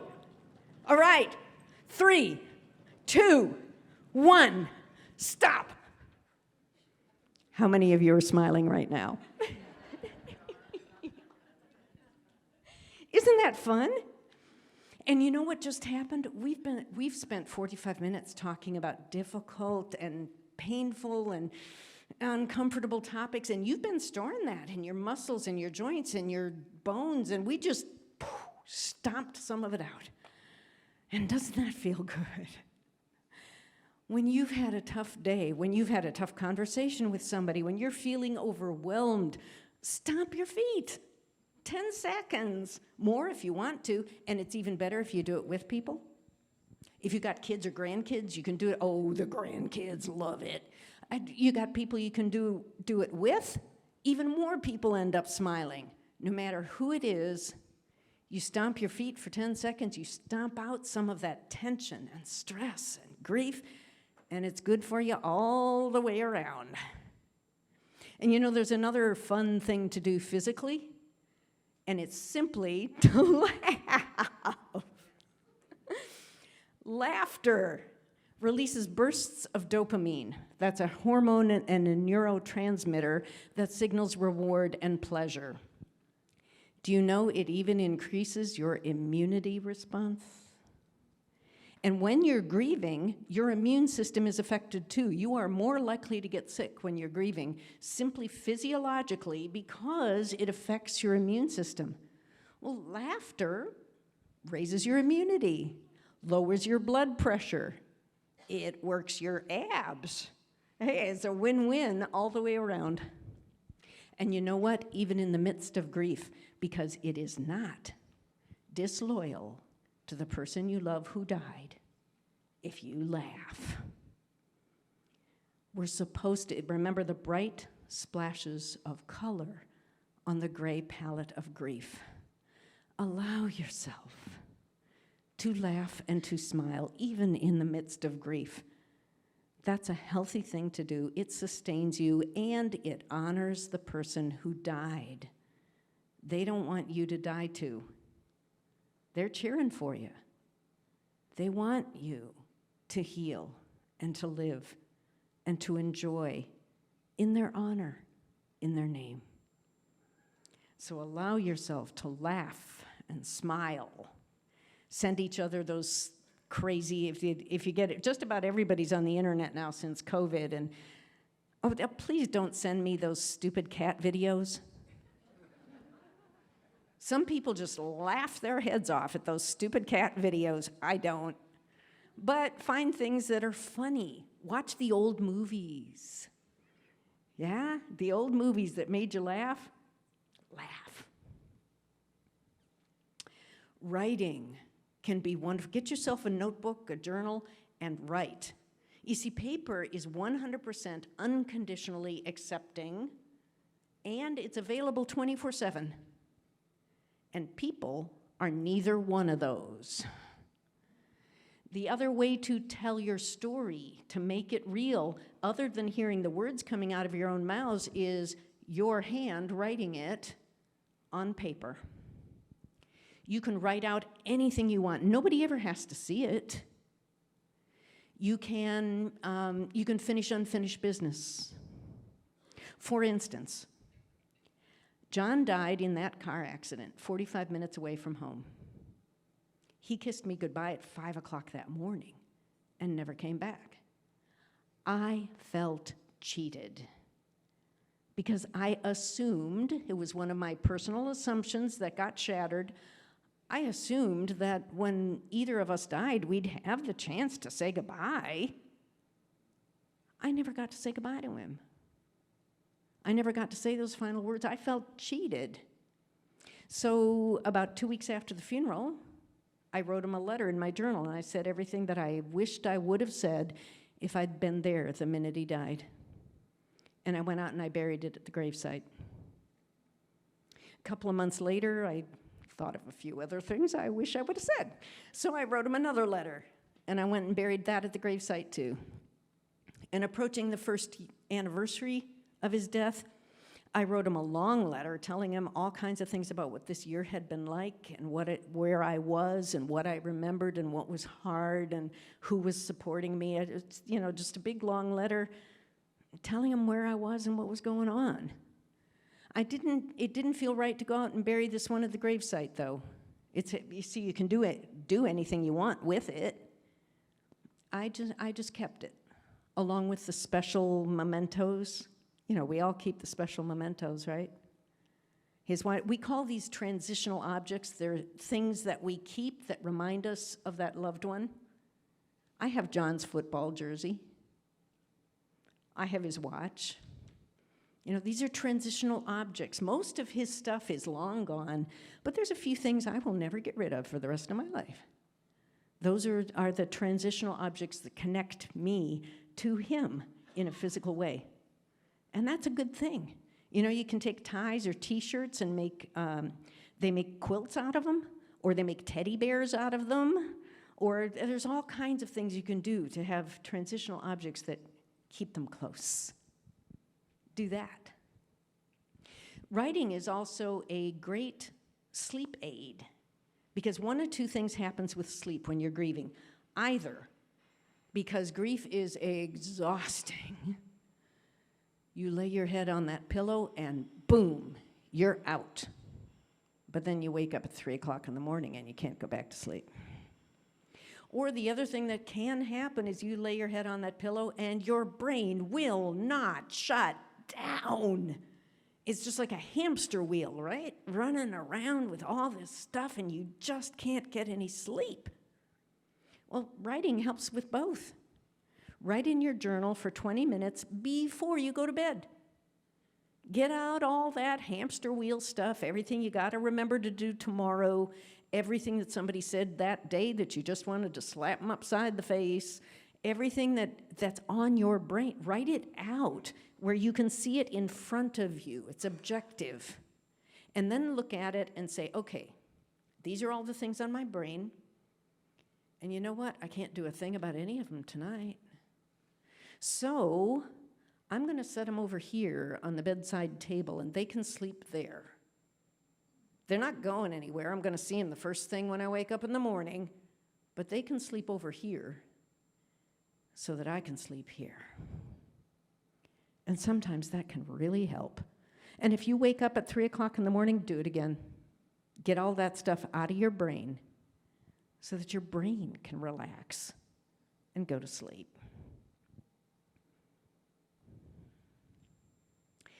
Don't forget your spiritual practices. One thing that I suggest to people in the widowed group is to write down scripture verses that mean something to you, or sayings from anywhere that mean something to you, that you find comfort, that you find strength. Write them on sticky notes and post them all over your house.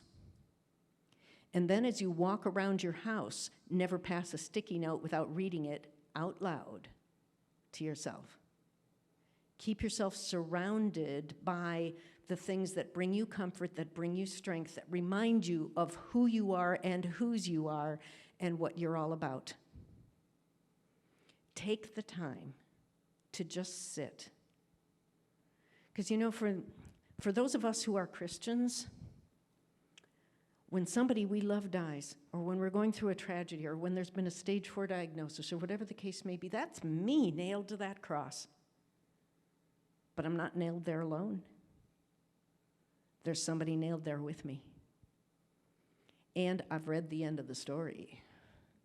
I know that if I walk with Christ, hand in hand, through the cross into that tomb, that no matter how black the night, no matter how deep the despair may seem, somehow, some way, God is going to bring resurrection on the other side. Because that's the God we have. I can't see it now. I can't even imagine it. But somehow, some way, Resurrection's going to come on the other side.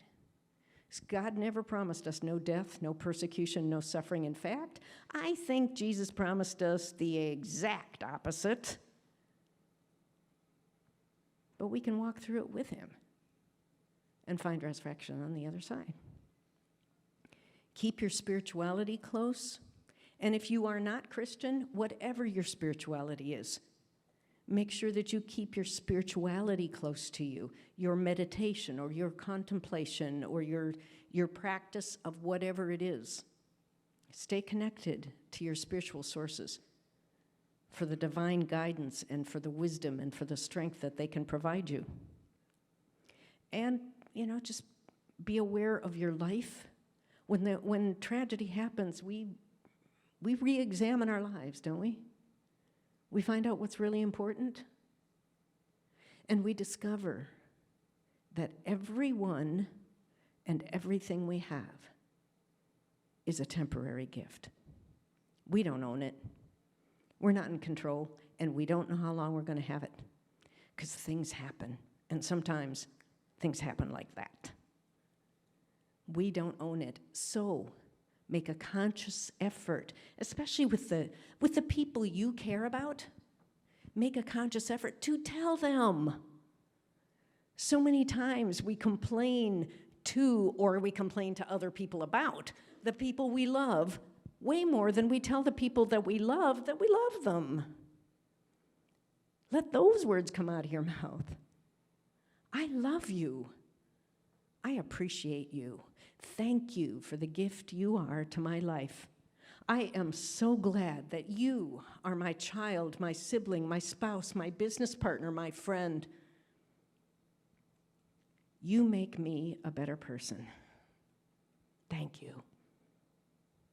Appreciate everyone and everything you have right now at this moment, because you don't know how long it's going to last.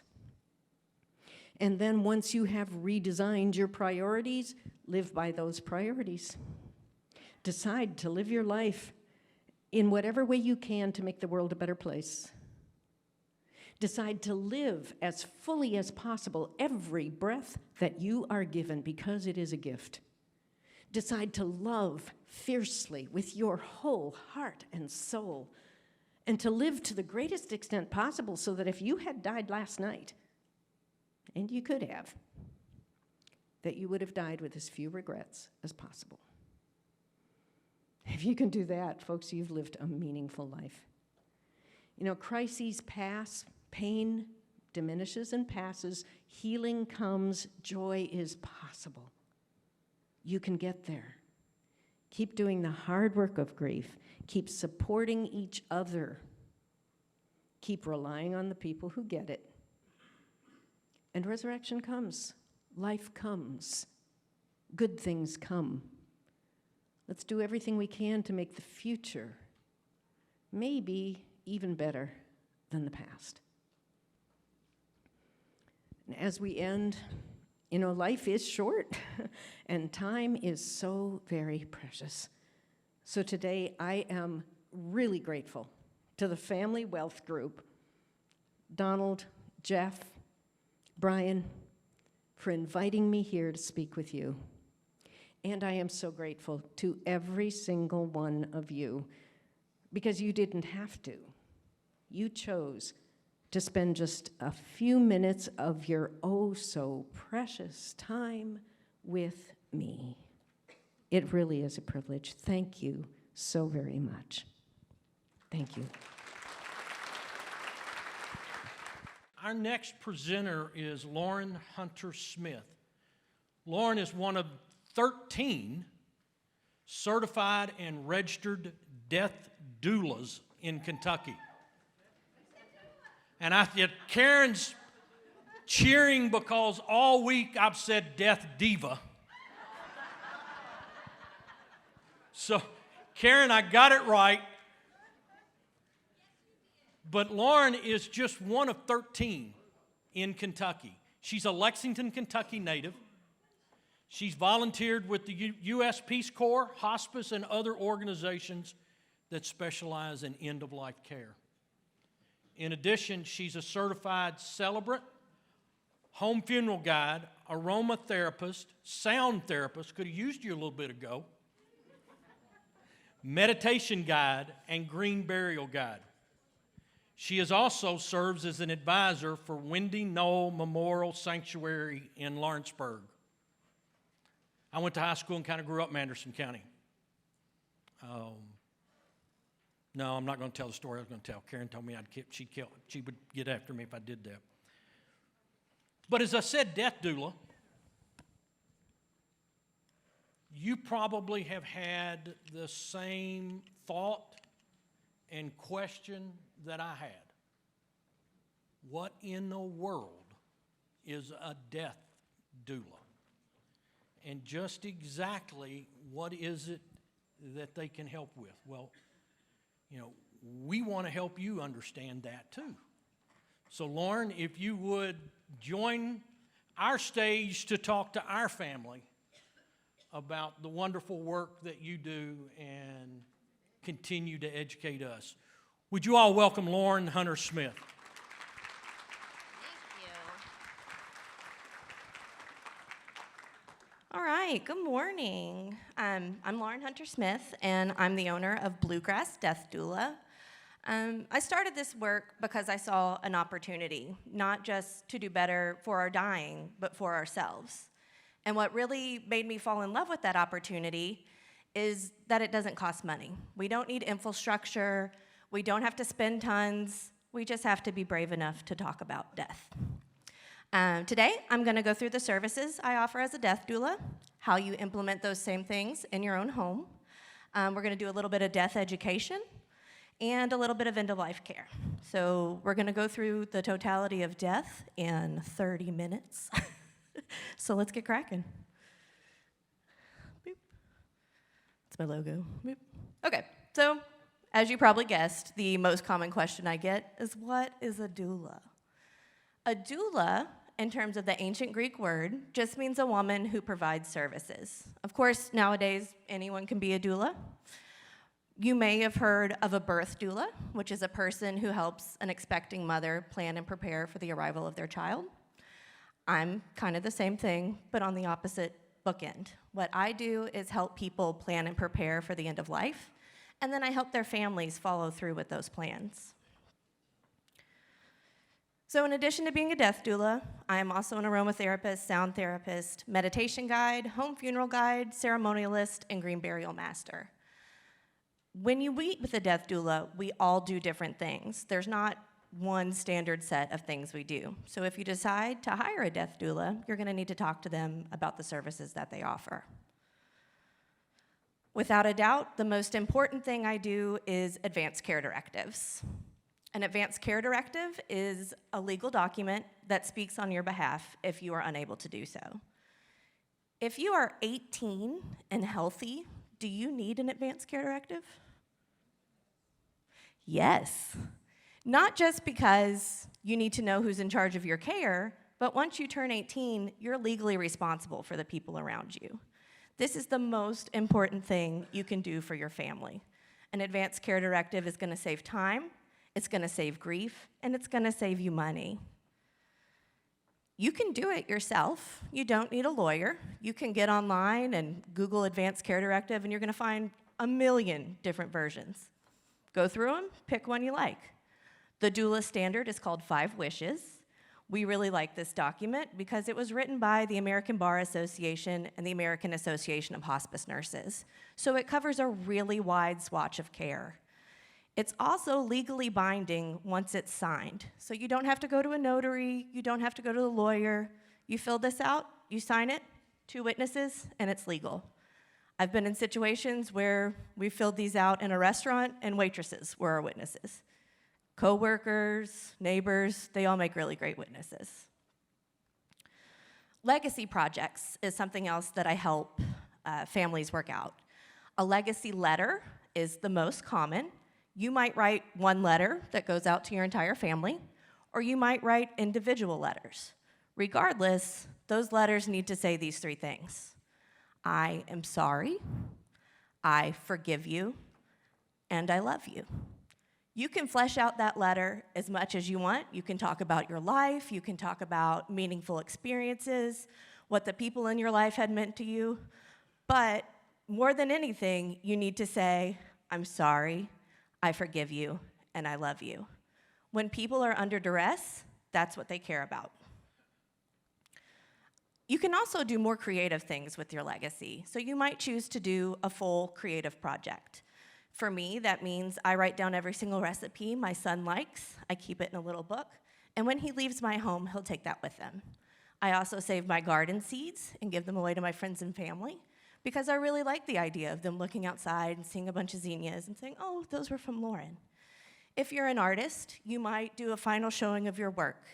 If you're an author, you might donate all of your books to your local library and ask them to feature those for a week. It can be anything as long as it's reflective of who you are. Comfort therapy is another service I offer. What I do with comfort therapy is I actually go in and do aromatherapy, meditation, sound therapy, but I'm also showing families how to use those techniques as well. Overall, what I've noticed is it doesn't really matter what you're doing. The effort to make someone feel better is what makes them feel better. So this is me at a Parks and Rec event. I like to say I death doulaed too hard that day. It's sound therapy. If you haven't heard of sound therapy, I play what's called the singing crystal bowls. They operate at 432 megahertz, which is the same sound you hear if you're walking through nature. And what it does is it calms your brain down. Your brain isn't thinking a lot of things. You're just being aware of your environment. People almost always fall asleep when I play the singing bowls. When you're dying, sleep is sort of evasive, so it's a nice tool to have. Again, I went to aromatherapy school. Oils come pre-blended now. You don't need to do that. You can just order whichever ones you like.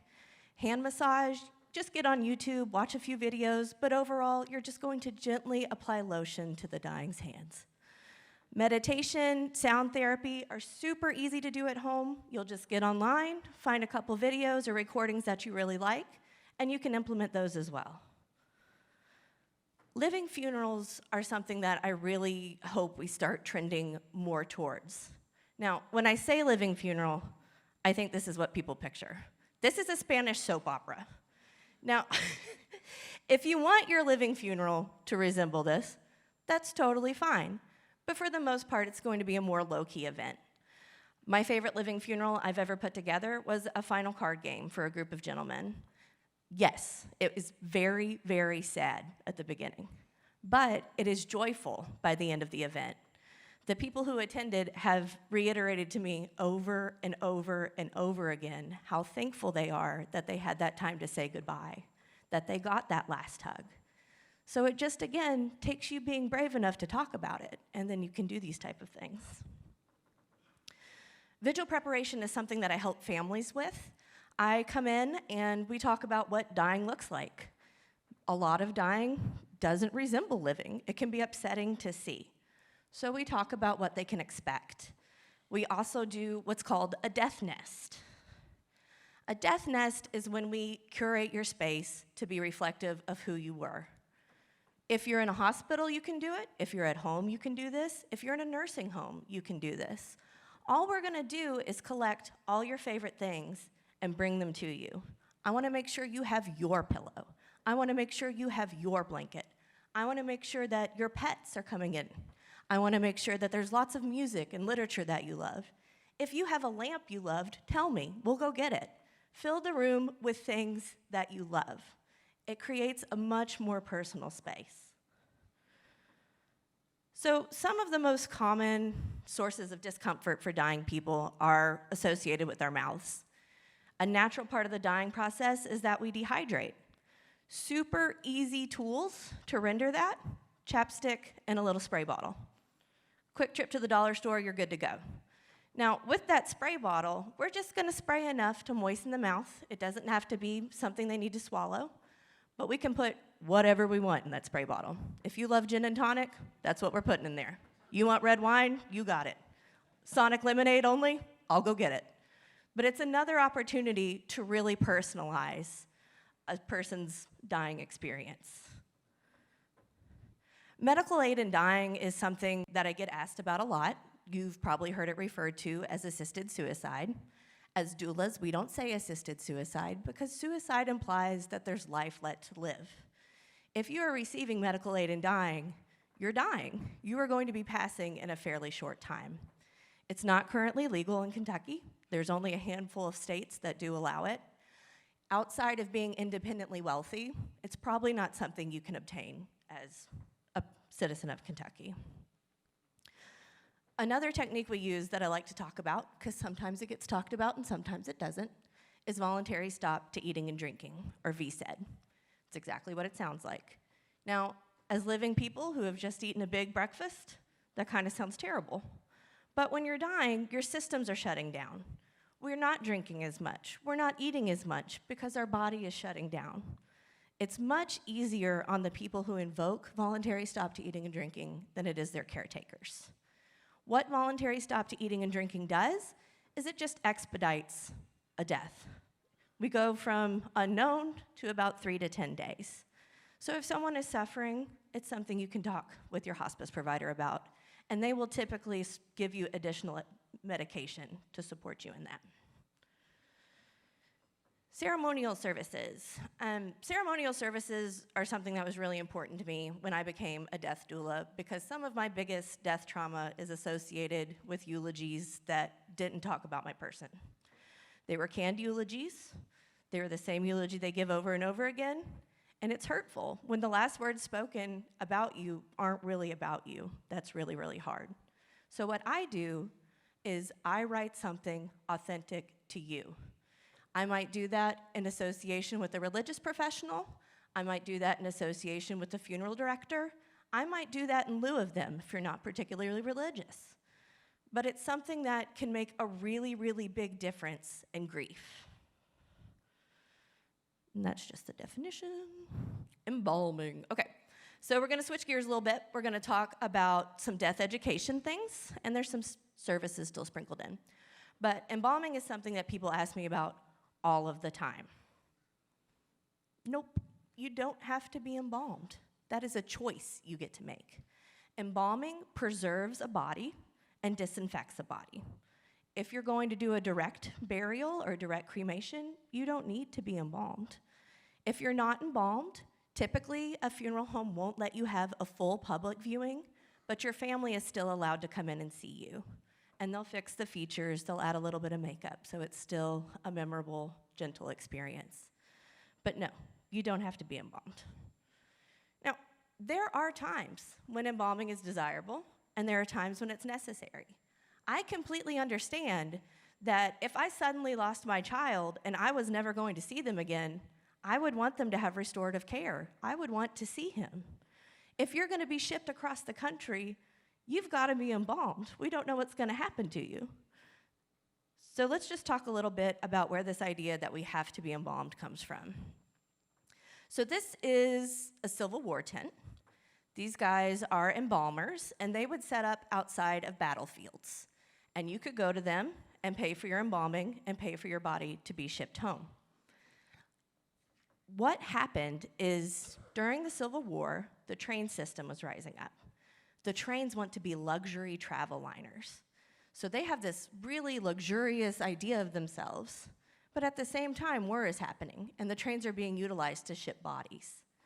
I've read accounts that initially as the train pulled in, you could smell it.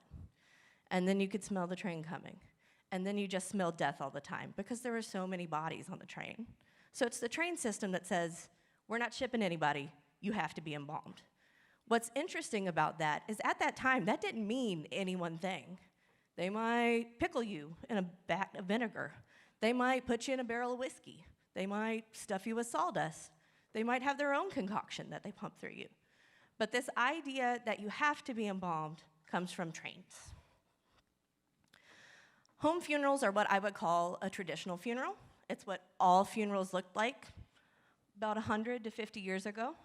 My great-grandfather was home funeraled on his dining room table, so it's not something we go really, really far back to see happening. Now, for me, this means a whole swatch of things. It doesn't always mean that you're gonna keep the body of your loved one at home, you're gonna be responsible for cooling it, you're going to keep it there and have a viewing, it might mean that you just pause for a moment before you call the funeral director and take a little time to honor that body. You might put their favorite lipstick on, brush their hair, cover them in flowers. You can do a lot of things that will aid you in the grief that you might have associated with this loss. Being able to honor the body and say goodbye before you send them away is really, really, really powerful. It's legal in all 50 states. We are protected under what's called the funeral rule. It's a 1989 overhaul of a federal system, and it just says that you, as a US citizen, have the right to care for your own dead in the absence of a funeral director. This is a home funeral. This is a photo from Time magazine. For me, this is a much more gentle image than what you would typically see at a conventional funeral. I can tell her people really, really loved her. She's gently wrapped in a shroud. She's been adorned with flowers. We see photographs all around her. It's a completely different vibe than what you would normally see in a conventional funeral. Okay, so now we're gonna go through the points of disposition, or what we do with your body after you pass. What I really love about this section is the more affordable something is, the more ecologically friendly it tends to be.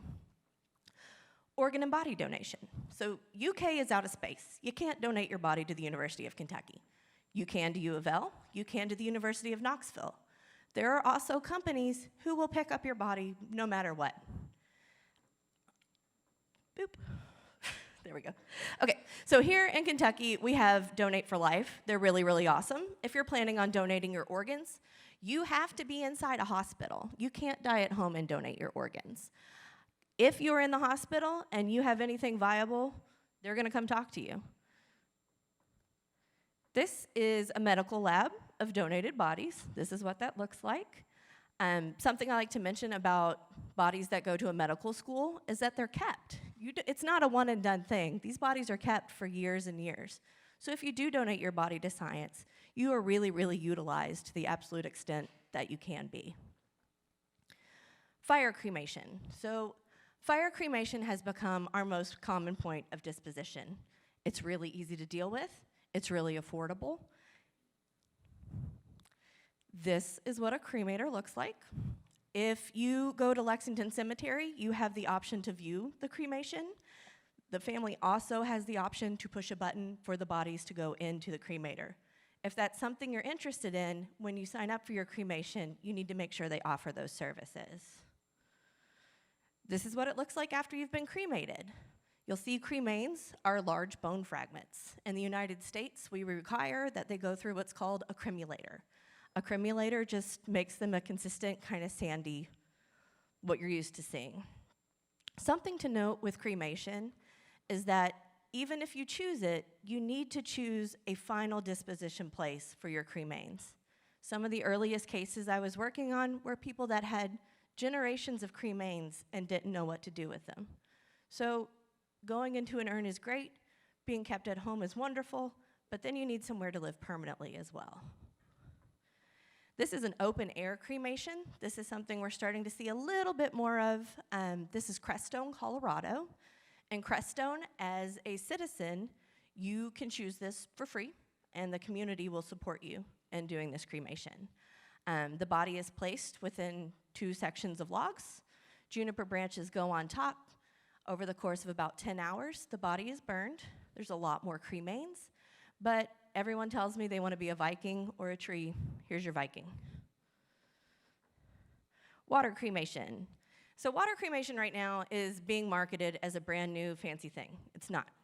It's a farm disposition technique from 1891. It's how they were getting rid of farm animals. But it's also really, really low energy. When we cremate a body, it can be up to 500 pounds of CO2 that we're just throwing into the atmosphere. Water cremation doesn't require much energy at all. About 90% less. So what happens is the body goes into what looks like an iron lung. That is filled with water. What is essentially lye is added to that chamber. That chamber is then agitated, and heat is added. Your body decomposes much as it would on a natural timetable, but just quicker. The results are these really bright white bone fragments that you see. And the cremains are entirely different. They're not hard, they're not sandy, they're soft like flour. Human composting. If I had money, this is what I would invest in. I do believe in a short amount of time, this is going to be our go-to point of disposition. It's just too easy to deal with. So what happens in human composting is a body is placed within a chamber that contains wood chips, green matter, so leaves, vegetables, those type of things. The body is then rotated, oxygen and nitrogen are added, and from anywhere from a month to 6 months, that body fully decomposes, bones and all. What remains is soil.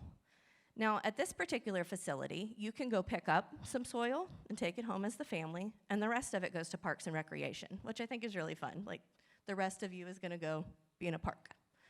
It's not yet legal here in Kentucky. It's getting closer and closer, but right now the only facilities that have it are in Oregon and Washington. Conventional burial, that's what we're used to seeing. The idea in conventional burial is we're gonna do as many things as we can to inhibit decomposition.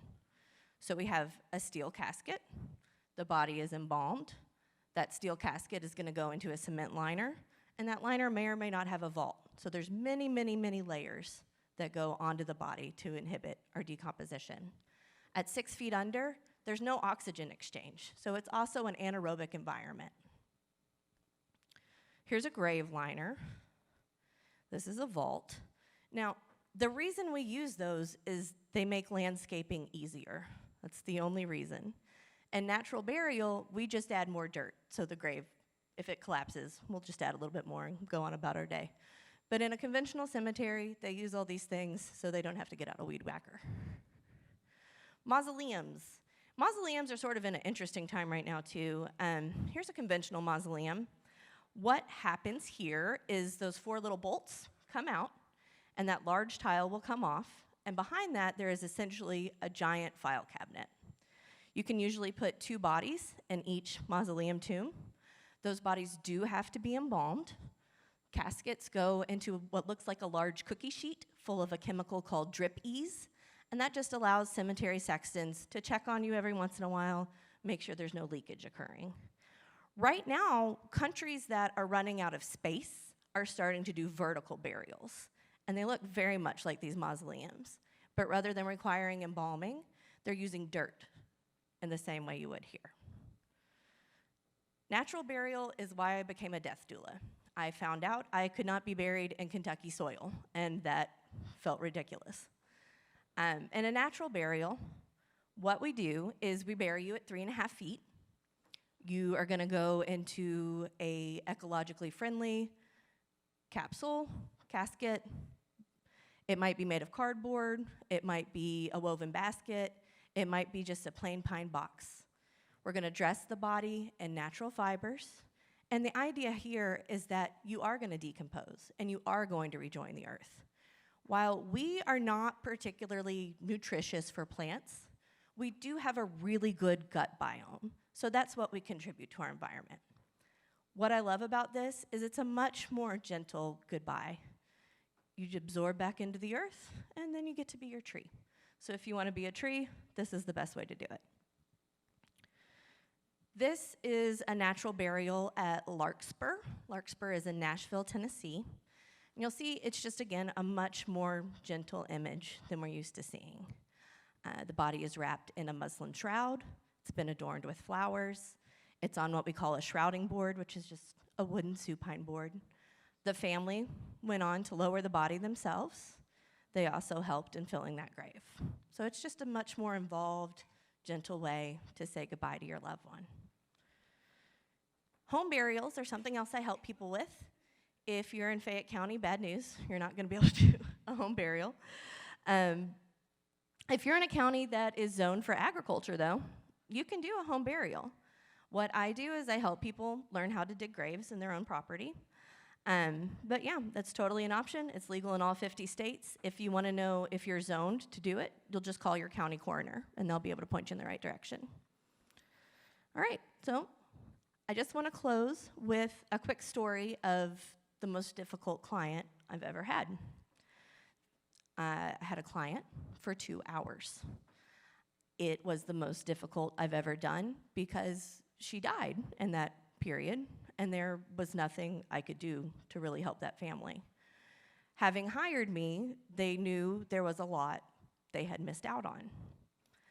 So we can do all of these things. You can really enrich not just your end of life, but your end of life for your family. But you have to be brave enough to talk about death. It won't kill you, I promise. Thank you all.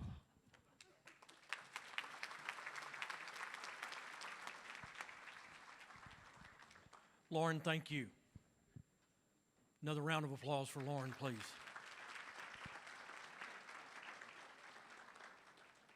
I do believe, Karen, did you tell me that we think there's 3, 4 lanterns still available? A few lanterns. I got to be corrected. A few lanterns still available. They're $20. Proceeds will go to the Bluegrass Care Navigators program. So if you're interested, please feel free to purchase one and take home with you.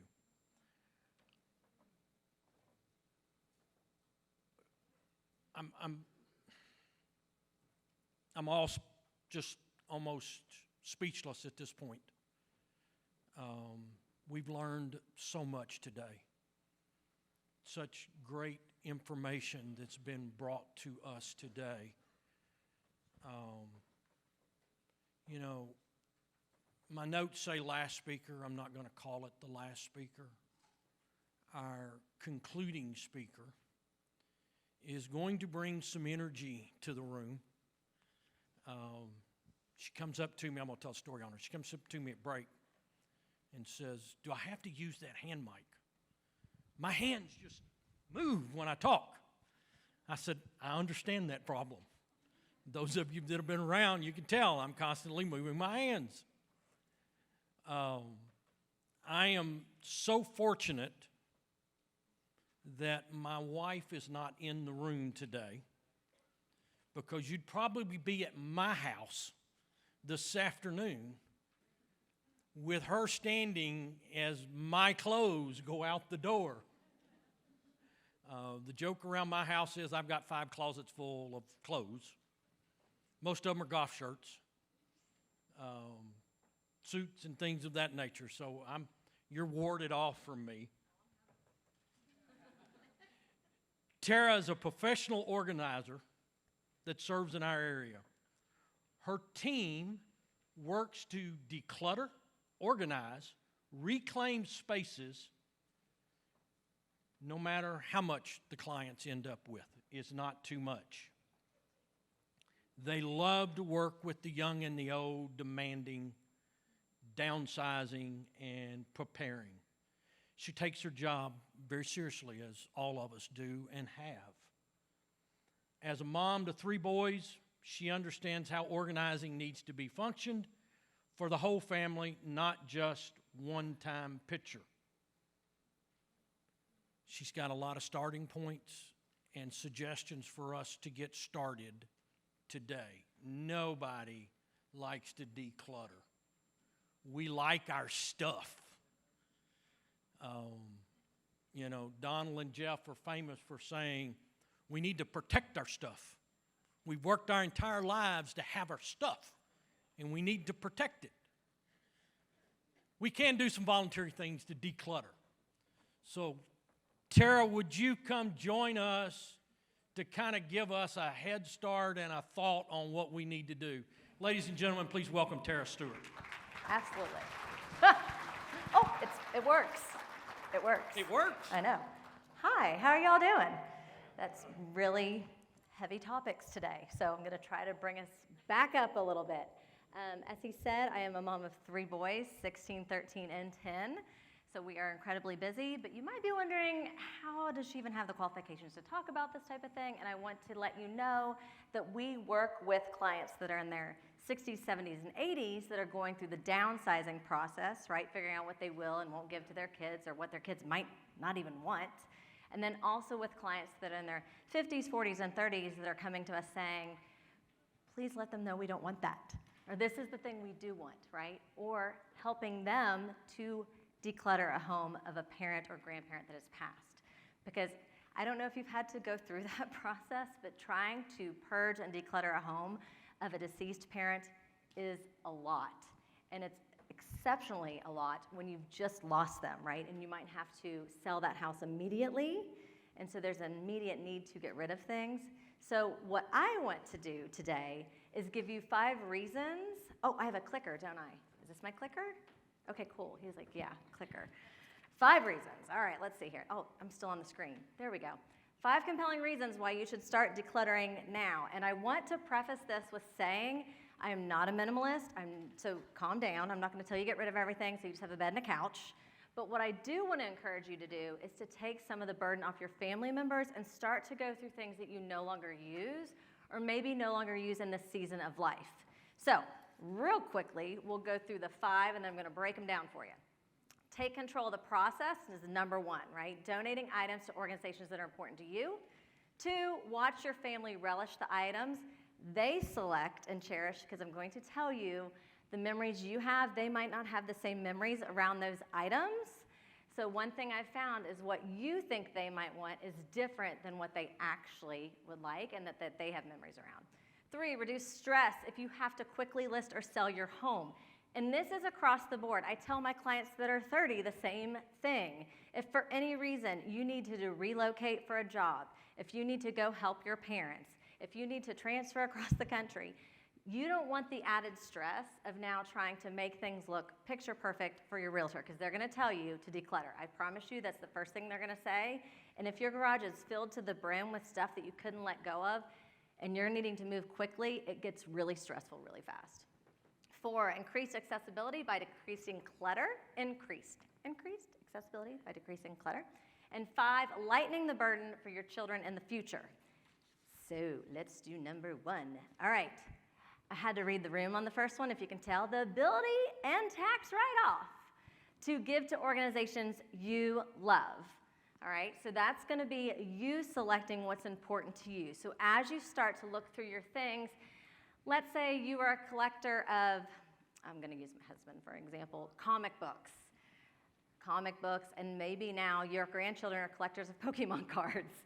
So they might not be as interested in those things, but there's some place you could donate them. Or if you were a collector and you know how much fun it is to create the collection, curate the collection, maybe then you get involved on that side of things and start selling those items, right? But you are in charge of where they're going.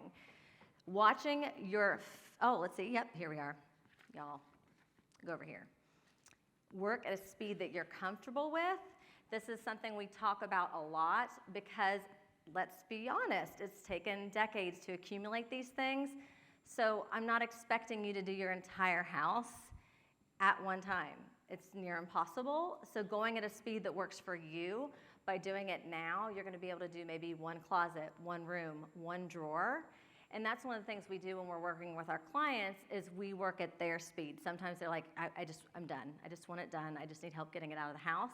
Other times we might do one session a month until we get through the whole house, because a lot of times it's a lot of memorabilia and it can be very emotionally draining to go through it. Taking a walk down memory lane with those you love and giving your items a second life. I'm going to go ahead and flip over to this one because I really found what Amy said so intriguing about transition objects, right? The items that bring the memories. And the thing was, though, she talked a lot about stories, correct? So it was more about the stories around the items. So one of the things you can do when you are talking with your family members is telling them the stories. Because a lot of times what I hear from clients in their younger years is they left me all this and I know it was important to them, but I don't even know why, so then there's no importance to them, right? If they maybe knew some of the story around the item, that would help. If you're looking for places to donate, like I said in the first one, for organizations that you love, and I think they put it in the little handout, for memorabilia, for anyone that served in the military. A lot of times those things get passed down, but they never leave the storage tote. So if you aren't going to display them and you still want to honor their memory, you can do something like donate them to a historical society. So in this specific picture, our client, her father and her father-in-law had served, as well as her husband. Her husband had been gone 10 years, And she really wanted to find a place to actually have things displayed so his memory could carry on. So we called Filson's Historical Society. They were not taking items at the time, but they got us in touch with Fraser Historical Society, which is in Louisville.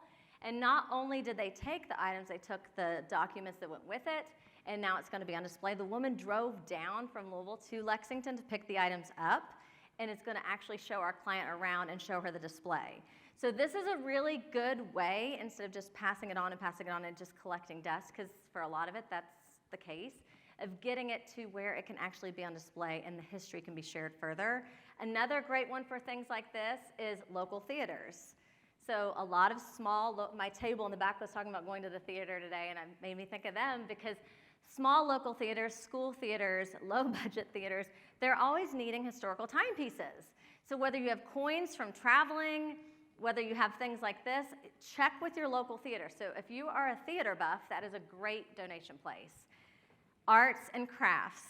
Has anyone taken on like lots of arts and crafts and maybe maybe I don't want to knit, maybe I don't want to make cards, maybe I don't, and that is fine, but then it accumulates because you're like, I spent all this money on all these things, and so I hate just to give them away.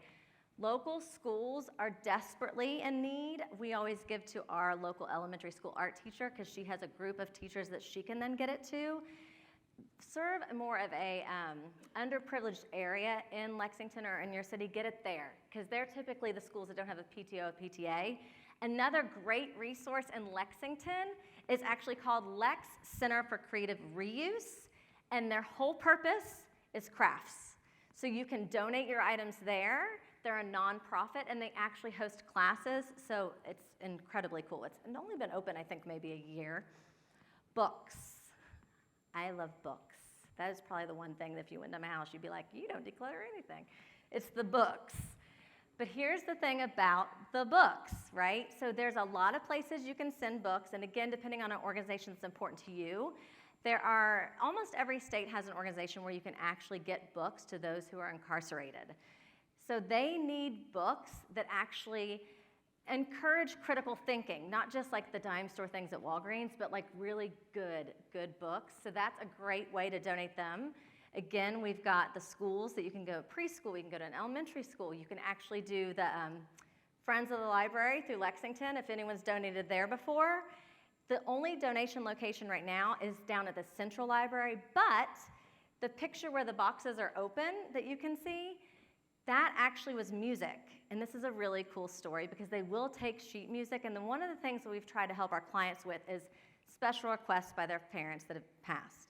So in this case, our client said, when my mother passed, she played the piano for the church forever, and all she wanted to do was get the music to this church.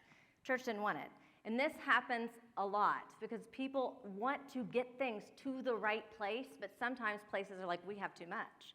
So then she just hung on to it because she's like, well, if I can't get to the church, I feel like I'm disrespecting her. And I'm like, but somebody wants this music. So we called down to the library. They're like, we'll absolutely take it. So she knows it at least is going to somewhere that's going to focus on musicians. It might not be the actual church, but it's going to be a lot better than being in those boxes in the tote where she's going to move it from the basement to the attic to the garage, and then it eventually just gets yellow. So they will take music. Another one, animals. If you're really into animals, dogs and cats constantly need blankets. So a good, super easy place to start if you're just like, oh, if you saw my house, Tara, I wouldn't even know where to start. Linen closet. Because most people will buy a new set of sheets, and then they say, oh, but I might need this other set. So they put the new set on, and then they put the old set in the closet, and this happens for like 20 years. And I'm like, but here's the thing. If you bought the new set, it's because you needed the new set, wanted the new set. Get rid of the old set. Just get rid of it so they can go to the Humane Society, to veterinarian's clinic. Because the truth is, if you do need another set and then you're like yelling at me because you got rid of all yours, Amazon, Target, your locals, you can get new sheets pretty quick, and it's going to be a lot cleaner and easier if you just have, don't panic, one set of sheets per bed. Then you don't even have to store them. Then you can just have that one set, wash them, put them out. So, animals. Another one, paint. Who has lots of old paint? I mean, I know y'all do, don't lie. I know you have old paint, and it's probably not even your old paint. It's the paint from the previous homeowners, and then those previous homeowners, because they said, well, they might need it. But the truth is, they either painted right before you bought the house, or you got in there and painted right after, right? And so it's old and crusty and disgusting. There is Lexington has a hazardous waste day. So on October 22nd, I think I wrote it down somewhere, you can actually take your paint and any hazardous waste, you take it off Old Frankfort Pike, you just drive through and they take it. Now, if it's still good paint and you can donate it, Habitat for Humanity. Another one, and this is the picture with this one, people love free things. Love free things. Now, if you are a brave, brave soul, and y'all look super brave, you can go into the wild, wild west of Facebook Marketplace. And I'm telling you something, we have put more things on Facebook Marketplace that say free on curb, and within 30 minutes, I mean, has anyone done that? The free on curb, y'all, I'm telling you. You set it out there, and it is gone. So now you don't have to haul it anyway. He's like, yes. See him shaking it? I done. Did you get something, or did you lay stuff out there? He's just telling me. It's a good plan. I'll be right over. So we did this with paint, and I thought, because I was being lazy that day, I don't take it to Habitat, it's all the way across town. This is never going to leave. Somebody came and took every bit of that paint, and she's like, I'm an artist. Do you know how expensive paint is? She took every single bit. So there are people that need the things that are rusting and dusting in your house. Please let them have it. Just give it to them. All right? Oh, wait, okay. See, this is why we need the mic with the thing. I'm going to go down the stairs. Hi. Okay. Now, if you're like, but wait, because what if I need to touch up my wall? Because that's what everybody says. All right, so I'm going to give you a little tip. Here's your little tip. And I think this one, I'm looking for Karen, who printed my stuff, but this one might be in your little handout. Oh, is this a handout? Yay, okay. So, I have 3 boys. If anyone's gonna need touch-up on their walls, it is me. Trust me. It's really more like I need patching for holes, but if I just need a little bit of paint, this is called a touch-up cup. So what I did, because you're never gonna need the whole can, right? If you're gonna need a whole can, it's gross, you're gonna have the whole wall painted. But if you need a little bit, so there's a shaker ball inside of here. So what we did in our home is the paint that we had just painted the boys' room, we put some in here, the shaker ball's in here, I label it, Repost Gray, 423, Eggshell, Zachary's room.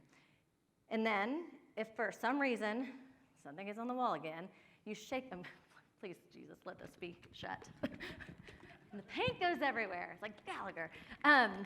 You shake it up with the shaker ball in there, you open it, you use a little paintbrush, and you paint it. That's it, because that's what you need when you're doing touch-ups, right? You don't need the whole freaking can. Plus, it's nasty. Have you ever opened up an old can of paint? Ugh, no. So, and also, sidebar, paint really should not be stored in the garage. It needs to be in a climate-controlled area. It's going to go down the toilet fast. Also, do your next homeowners a favor and just get rid of it on October 22nd. There you go, a little plug. It's free. Lexington has the great services for things like this. I think I'm only supposed to have 30 minutes. I'm so sorry. I'll go last faster. There we go. Number 2, watch your family relish the items they select and cherish. Okay, this is a touchy one.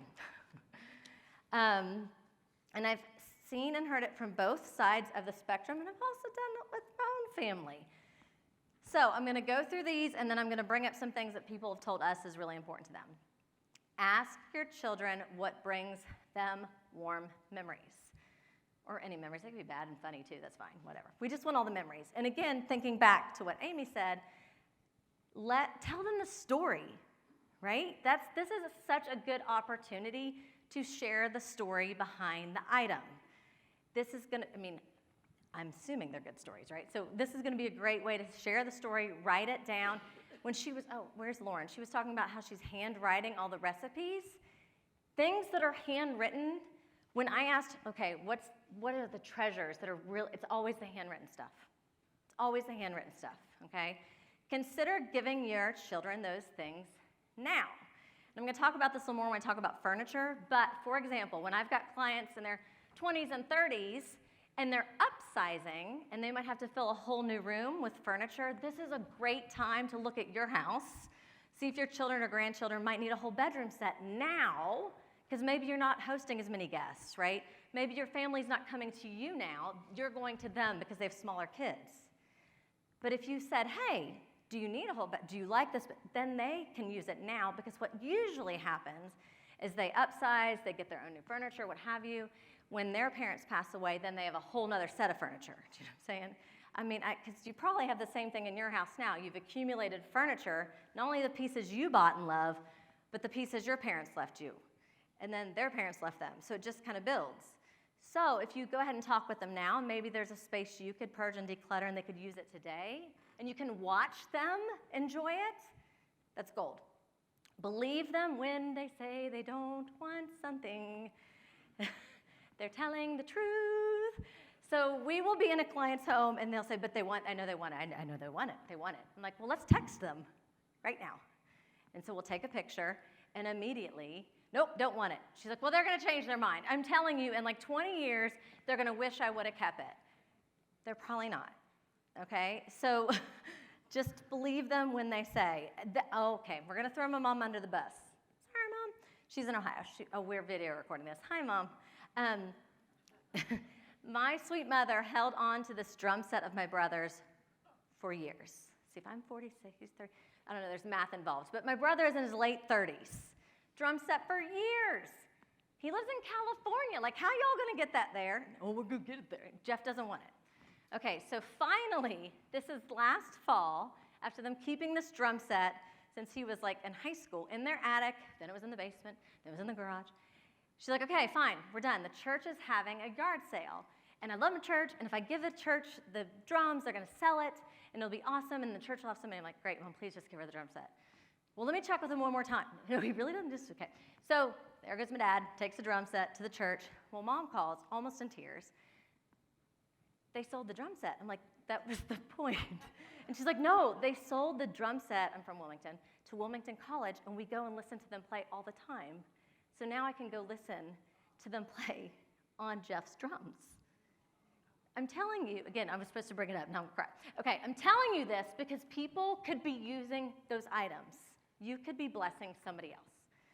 Get creative with items multiple people want. All right, we're going back downstairs, hold on. Here we go. Oh, actually, all the stories are right here.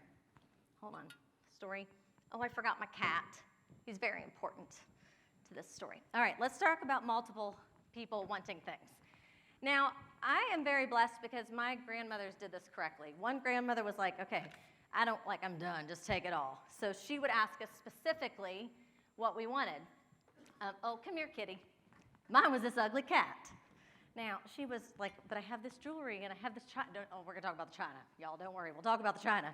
But why the cat? I'm like, this cat sat on the bottom by the fireplace. I mean, I was tiny, tiny little house.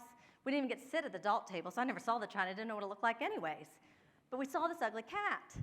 I love this cat. He's funny. Look, I don't know why, but I always wanted this cat. Okay, fine, you can have the cat.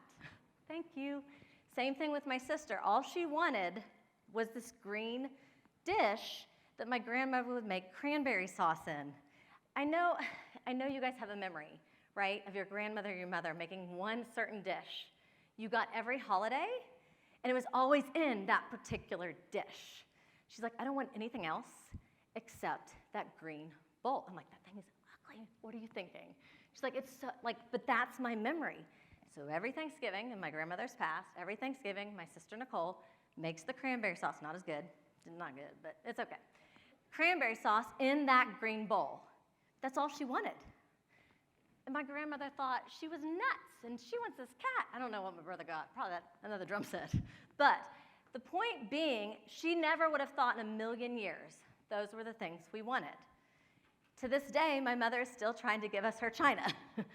She had 3 sets, and now my mother has 6 sets because we didn't want the china. Plus, our homes are different in my age, right? My husband works from home. Our house is designed to have a dining room, but guess what it is? A home office. I've got friends that live next door to me. They have teeny tiny humans. Guess what their dining room is? Playroom. It's just different. And it's not, and I've told clients this and they get, well, this is just sad. No, it's just different. It's just different. It's not sad. Trust me, have you DoorDash lately? It is amazing. It's okay, right? And you entertain differently as you go, so go ahead and let go of those things. All right, my littlest. Obviously, we have these conversations at my house a lot. And I always say, because I am a crafter, I like to scrapbook, I don't know if you all have been left with all these things. And so I tell my kids all the time, like, I did that for me. You can dump them in the trash when I'm gone. Like, I don't, like, have those conversations. Please do not leave them with guilt to keep stuff that maybe, because I've heard it, well, my mom loved this. Do you like it? No, I really don't. But trust me, she's fine. She's not going to mind that you didn't keep it. I mean, some might, but let's hope they don't. So Zachary, my littlest, the one with the paint, says almost every time he gets a soda pop with, like, the bottle, because he thinks he's cool, he gets this ridiculous can opener. You know, this is what I want, just this. I'm like, I'm really waiting for the child to put it in his little safe. Like, remember, he's the youngest of 3 boys, so, like, even candy goes in the little safe because someone will steal his candy. But this is it. And I'm like, really? He's like, this is the only thing. I'm going to take it with me to college. Like, and I'm like, well, actually, I don't want to know what you're going to do in college. Let's just wait till you, like, officially move out. But it's those things and those conversations now, because I'm telling you again, it's not the same things. I tell my moms with books, you think, oh, but I read this book. They're going to want this book. I read it the whole time when they were little. They were little. They were not even 1 yet. I did this with my son. Same book, 45 minutes every night. I love my kids, but 45 minutes, the same book every night.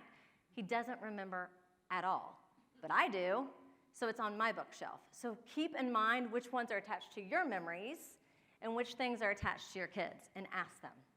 All right, so here's the fun thing, and Amy touched on this briefly, about taking items that are important to you, those transition items, and making something into them. And yes, I've got a friend that actually does the blanket thing. She does it with teddy bears. It's very unique. But my grandmother did this with quilts. And thank God, because y'all have a lot of quilts? Yeah, maybe. Lots of quilts. So my grandmother was like, I'm not even dealing with this. So she took pieces of the quilts and then had this frame for each of us grandchildren. Would I've ever used these particular quilts? No, because, I mean, that brown, like, I don't know what was happening there. But it would not have fit in my house. But this actually hangs in my closet, so I see it every day. And this is what I have for my grandmother. But what made it super unique, and what I would encourage you to do, and I didn't realize this a little bit later, but I had a note. Like, she had a pocket made in the back, so each of us got a little note. But here's the thing, to Amy's point. The story is in the note. Now, Grandma, I wish you would have handwritten it, but a typewriter's fine because those don't exist anymore either. So she typed it on the little typewriter, and it tells me, and this is when she, 1991, a gift to Tara Michelle Hess, maiden name, with love from your grandmother, Helen May Cass. And then it goes on to say who made it, why it was made, and again, this always cracks me up. It was quilted by the women of the Church of Christ in Miamisburg, where Aunt Rosalie Miller attended. I don't know who Aunt Rosalie Miller is. But I am glad she attended this church because their people can quilt. So things like this are a great way to divide some stuff up, because I guarantee they have enough quilts already. So just think a little bit outside the box on when it's stuff like that. But definitely ask them. All right. Multiple people. Oh, room service is a great place. Has anyone shopped, donate? Yes. Because one question I do get, and I guess since we're like financial, I'm with the financial people today. If you want to sell things, keep in mind most of the stuff probably is not worth as much as you think it is. Some things are, I am not going to lie, but a lot of things aren't. I had a client that said, but I paid $5,000 for this couch. And I said, you paid that like 20 years ago. Just put it on the curb for the college kids at this point. They need it. Right? Same thing with some of the stuff that we're keeping, like the china and the crystal. And even with room service, if you look on Room Service's website, it says we are overrun with china and crystal. So just keep in mind, if you're looking to sell some of those things, a great place to do that is replacements.com, because that's what they do. They replace certain pieces, so you don't even have to have a whole set. You could just have a couple pieces, and you're like, well, these don't have any friends. They need to go away. And replacements.com will buy those from you. So that's a great resource. Another thing with the silver, that's another thing that my mother tried to give me. Like the silver you have to polish. Like I cannot even remember to do laundry. I do not have time to polish silver. But what you could do, and this would be a great gift, is you can have it melted down and made into jewelry. Now, I will take jewelry all day long. So just think a little bit outside the box on how you could take maybe 1 or 2, 3 sets of silver and make jewelry for all the women or men in your family. So that's just a different way that it could be something they could wear and that would actually fit their lifestyle. Okay, play button. Oh, yes. Okay, so I asked on Instagram and Facebook, I asked my followers, what are some of the things that you received from a grandparent or parent after they passed that you hold close? I'm not going to read them all, because y'all are very good readers. But what is not on there? China or glasses? But what was neat is most of these people told me the stories. I'll share just two. The lawn goose was one of my favorite. Y'all know those lawn gooses, right? And they dress them, and she said, it's kind of like my cat, right? She's like, I got the lawn goose. Somehow we couldn't find the clothes, but what's neat is now my kids and I, every holiday, are building the lawn goose's wardrobe.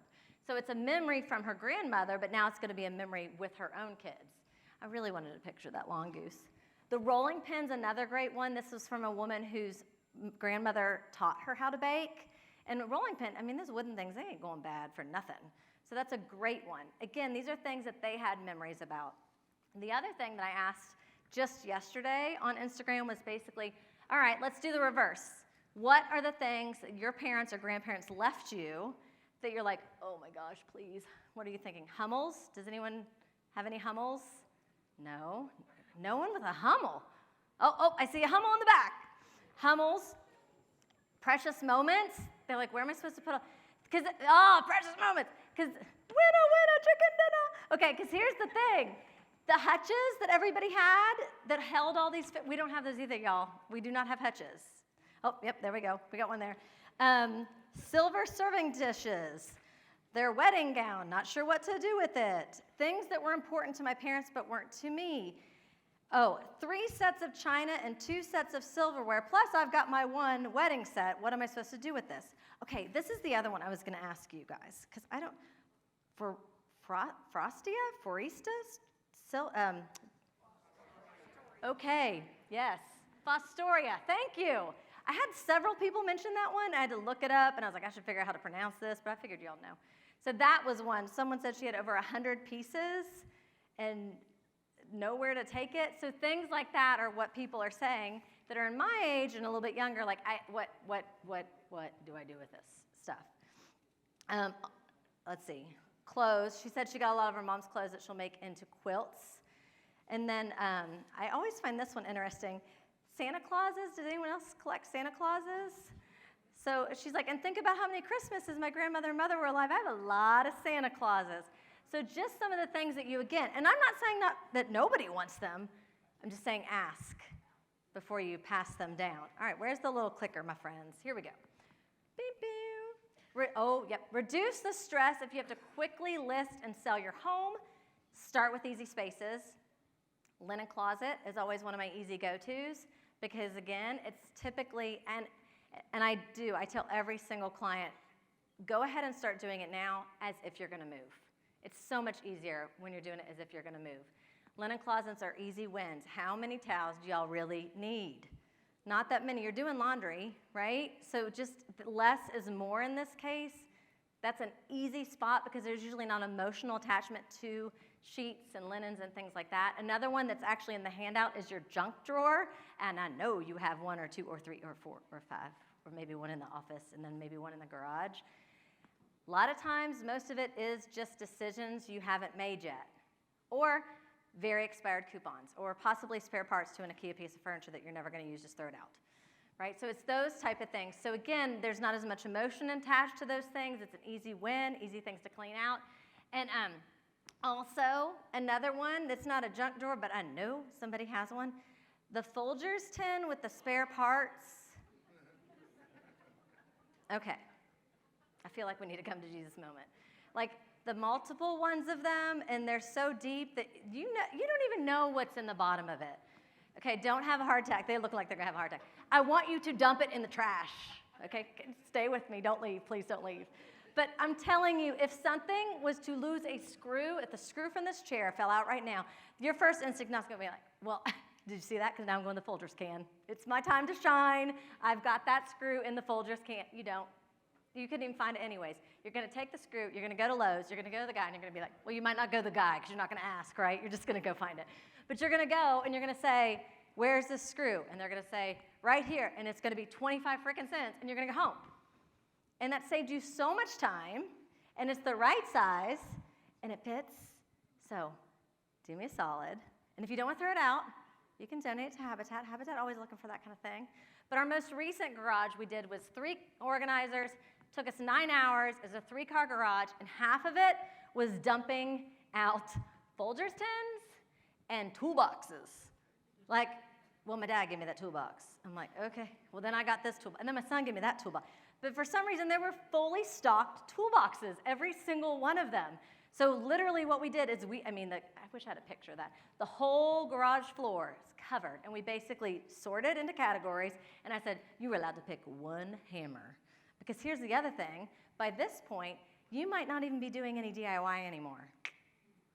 I hate to spill the hard truth, but it might be that if the plumbing goes out, you're calling a plumber. No shame in the game because I don't even mow my own yard. But I'm just saying, you need to think about your season in life. Are you still doing all the DIY? No. Here's another one that always freaks everybody out. You can sell your lawnmower if you're not using it. It's okay. I feel like I should. You can sell your lawnmower.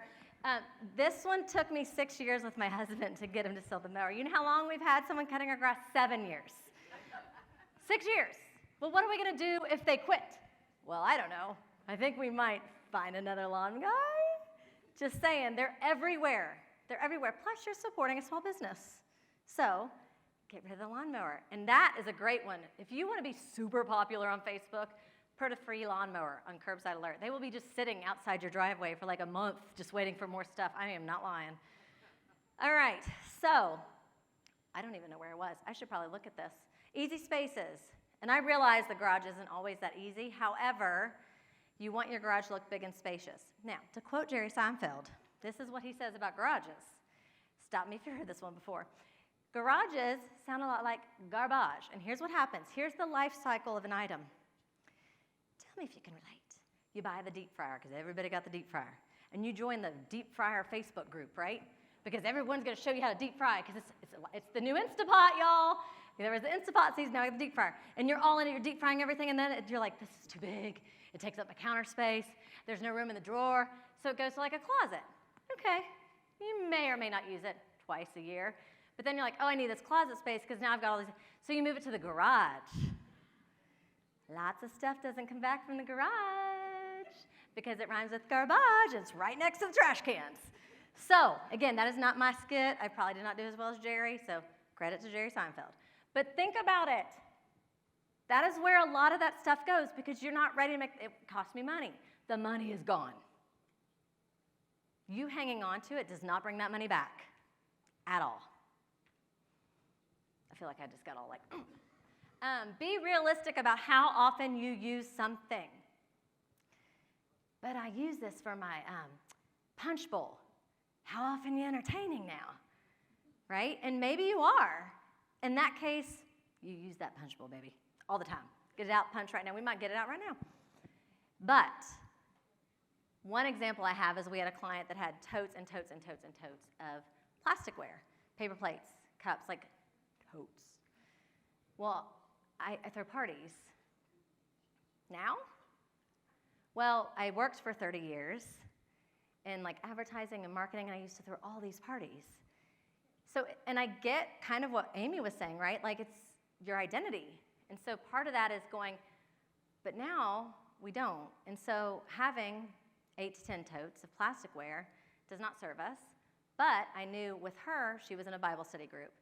I guarantee you that church will need those plasticwares. Just drop them off, right? So be really mindful about your season of life, how things have changed, how you entertain, do you really still use it? Those are the things that we're always asking our clients. Do you still use it? When was the last time you used it? And by all means, if you love it and you keep it, I'm not telling you to go down to absolutely nothing. I'm just saying, for example, if you have 8 skillets, because you bought a skillet to replace a skillet, and you only like scramble eggs, you don't need the other 7. So just be mindful, because that, when people talk about organizing, the biggest win isn't more cute organizing containers. It's less stuff. It's a little secret. It's a lot cheaper to have less stuff than to buy cute bins to hide stuff in. Stop being the storage unit for grown children. We got an amen in the front. They get that right there too. Where was the sweet friend who had one going off to college? I don't mean as soon as they leave, although that is exactly what my mother did. She was like, and here you go. But because they're in a dorm, they're in an apartment, they're figuring things. I'm talking about when they're in their 40s, 50s, 60s, and they have their own children and their own space, and 3,000 square feet. They can have their stuff, or it can go to the curb. So there we go. Can I go faster? Okay, I'm going fast. Okay, garage. This is a before and after. Get rid of your things. Okay, 4, increase accessibility. Move stuff out because you're going to fall. It's the reality. My physical therapist was like, if you say anything, tell them to get rid of the excess furniture. People are tripping and falling. I see them all the time, all day long. All right? Again, decide if it's worth selling or if you're better off donating. Be realistic about pricing. It's not worth as much as you think. And your children might not want those heirloom pieces. And that's okay. Just don't make them take it. There's a crafter out there that's going to want it and going to flip it. I don't know, y'all been on TikTok lately, but they be flipping the furniture. It looks really fancy. So you can give it to somebody that's actually going to use it. Okay, I'm going. Decrease clutter. One of the handouts talks about how to set up your kitchen in a functional manner. That is another reason to decrease clutter, because we have clients that have MS. They have Parkinson's. They're going to tip. I can't have them down here trying to get out all the things, which means I need to have less stuff because maybe they need to reach from the top, right? So setting up your spaces in a functional manner so that it reduces fatigue, so that it's easier to access things, less furniture to trip over, all that. This example is one of our clients who actually, and this goes to Amy's point, 10 years. Her husband had gone 10 years, and that's when she called it. And look, everybody has their own timeline. Sometimes they call after 10 years. Sometimes they call after a month. Sometimes it's 2 years. But the goal was just to get everything out. And that's what we do. We help people make hard decisions to get everything out, because she's going to have to downsize, and the house needs to be ready to show. Okay, last one. I'm going. Hi. Okay. This is my people on Instagram. If y'all are on Instagram, give me a follow. But if you're not, this is what my Instagram people said, which we know is a younger group of people. Please, please do some of this now. Please. Because we are in the middle of also raising our own kids, and we're like hanging on by a thread. So it's very hard then for me to try to get to Ohio to my parents, right, and help them as much as they might need. And it weighs heavy. So, and I know from my clients that are in their 70s and 80s and 90s, they're telling me we hired you because we do not want to leave this to our kids to do. All right? Downsizing your physical items is a gift to your children. Ask for help. We get to hear the coolest stories when they pull stuff out. This goes back to the working at your own speed, right? Sometimes we have clients that want to tell us literally every story, and I am here for it. I am here for every story. And I've got others that are like, can you please rent a dumpster and just have your crew just keep carrying stuff out all day long? All right? Don't guilt your children to keep an items they don't want, and leave some notes. But in your notes, leave, I love you, and it's okay if you don't want this. It's okay. So, in conclusion, you can ask me any questions. I know I flew through the end, but like he's giving away things, and I know things that we're gonna want. That's my website. I do write a blog. The most recent blog on there was actually about how you can use your upper cabinets. We've got one about Legos and donations, so you can go right there. The one about where to take the service memorabilia has links to all the places, so you can go to the website, click the links. Hopefully that'll help. Instagram and Facebook, and that is not me. That is you. Look at me. There, that's it. I went fast.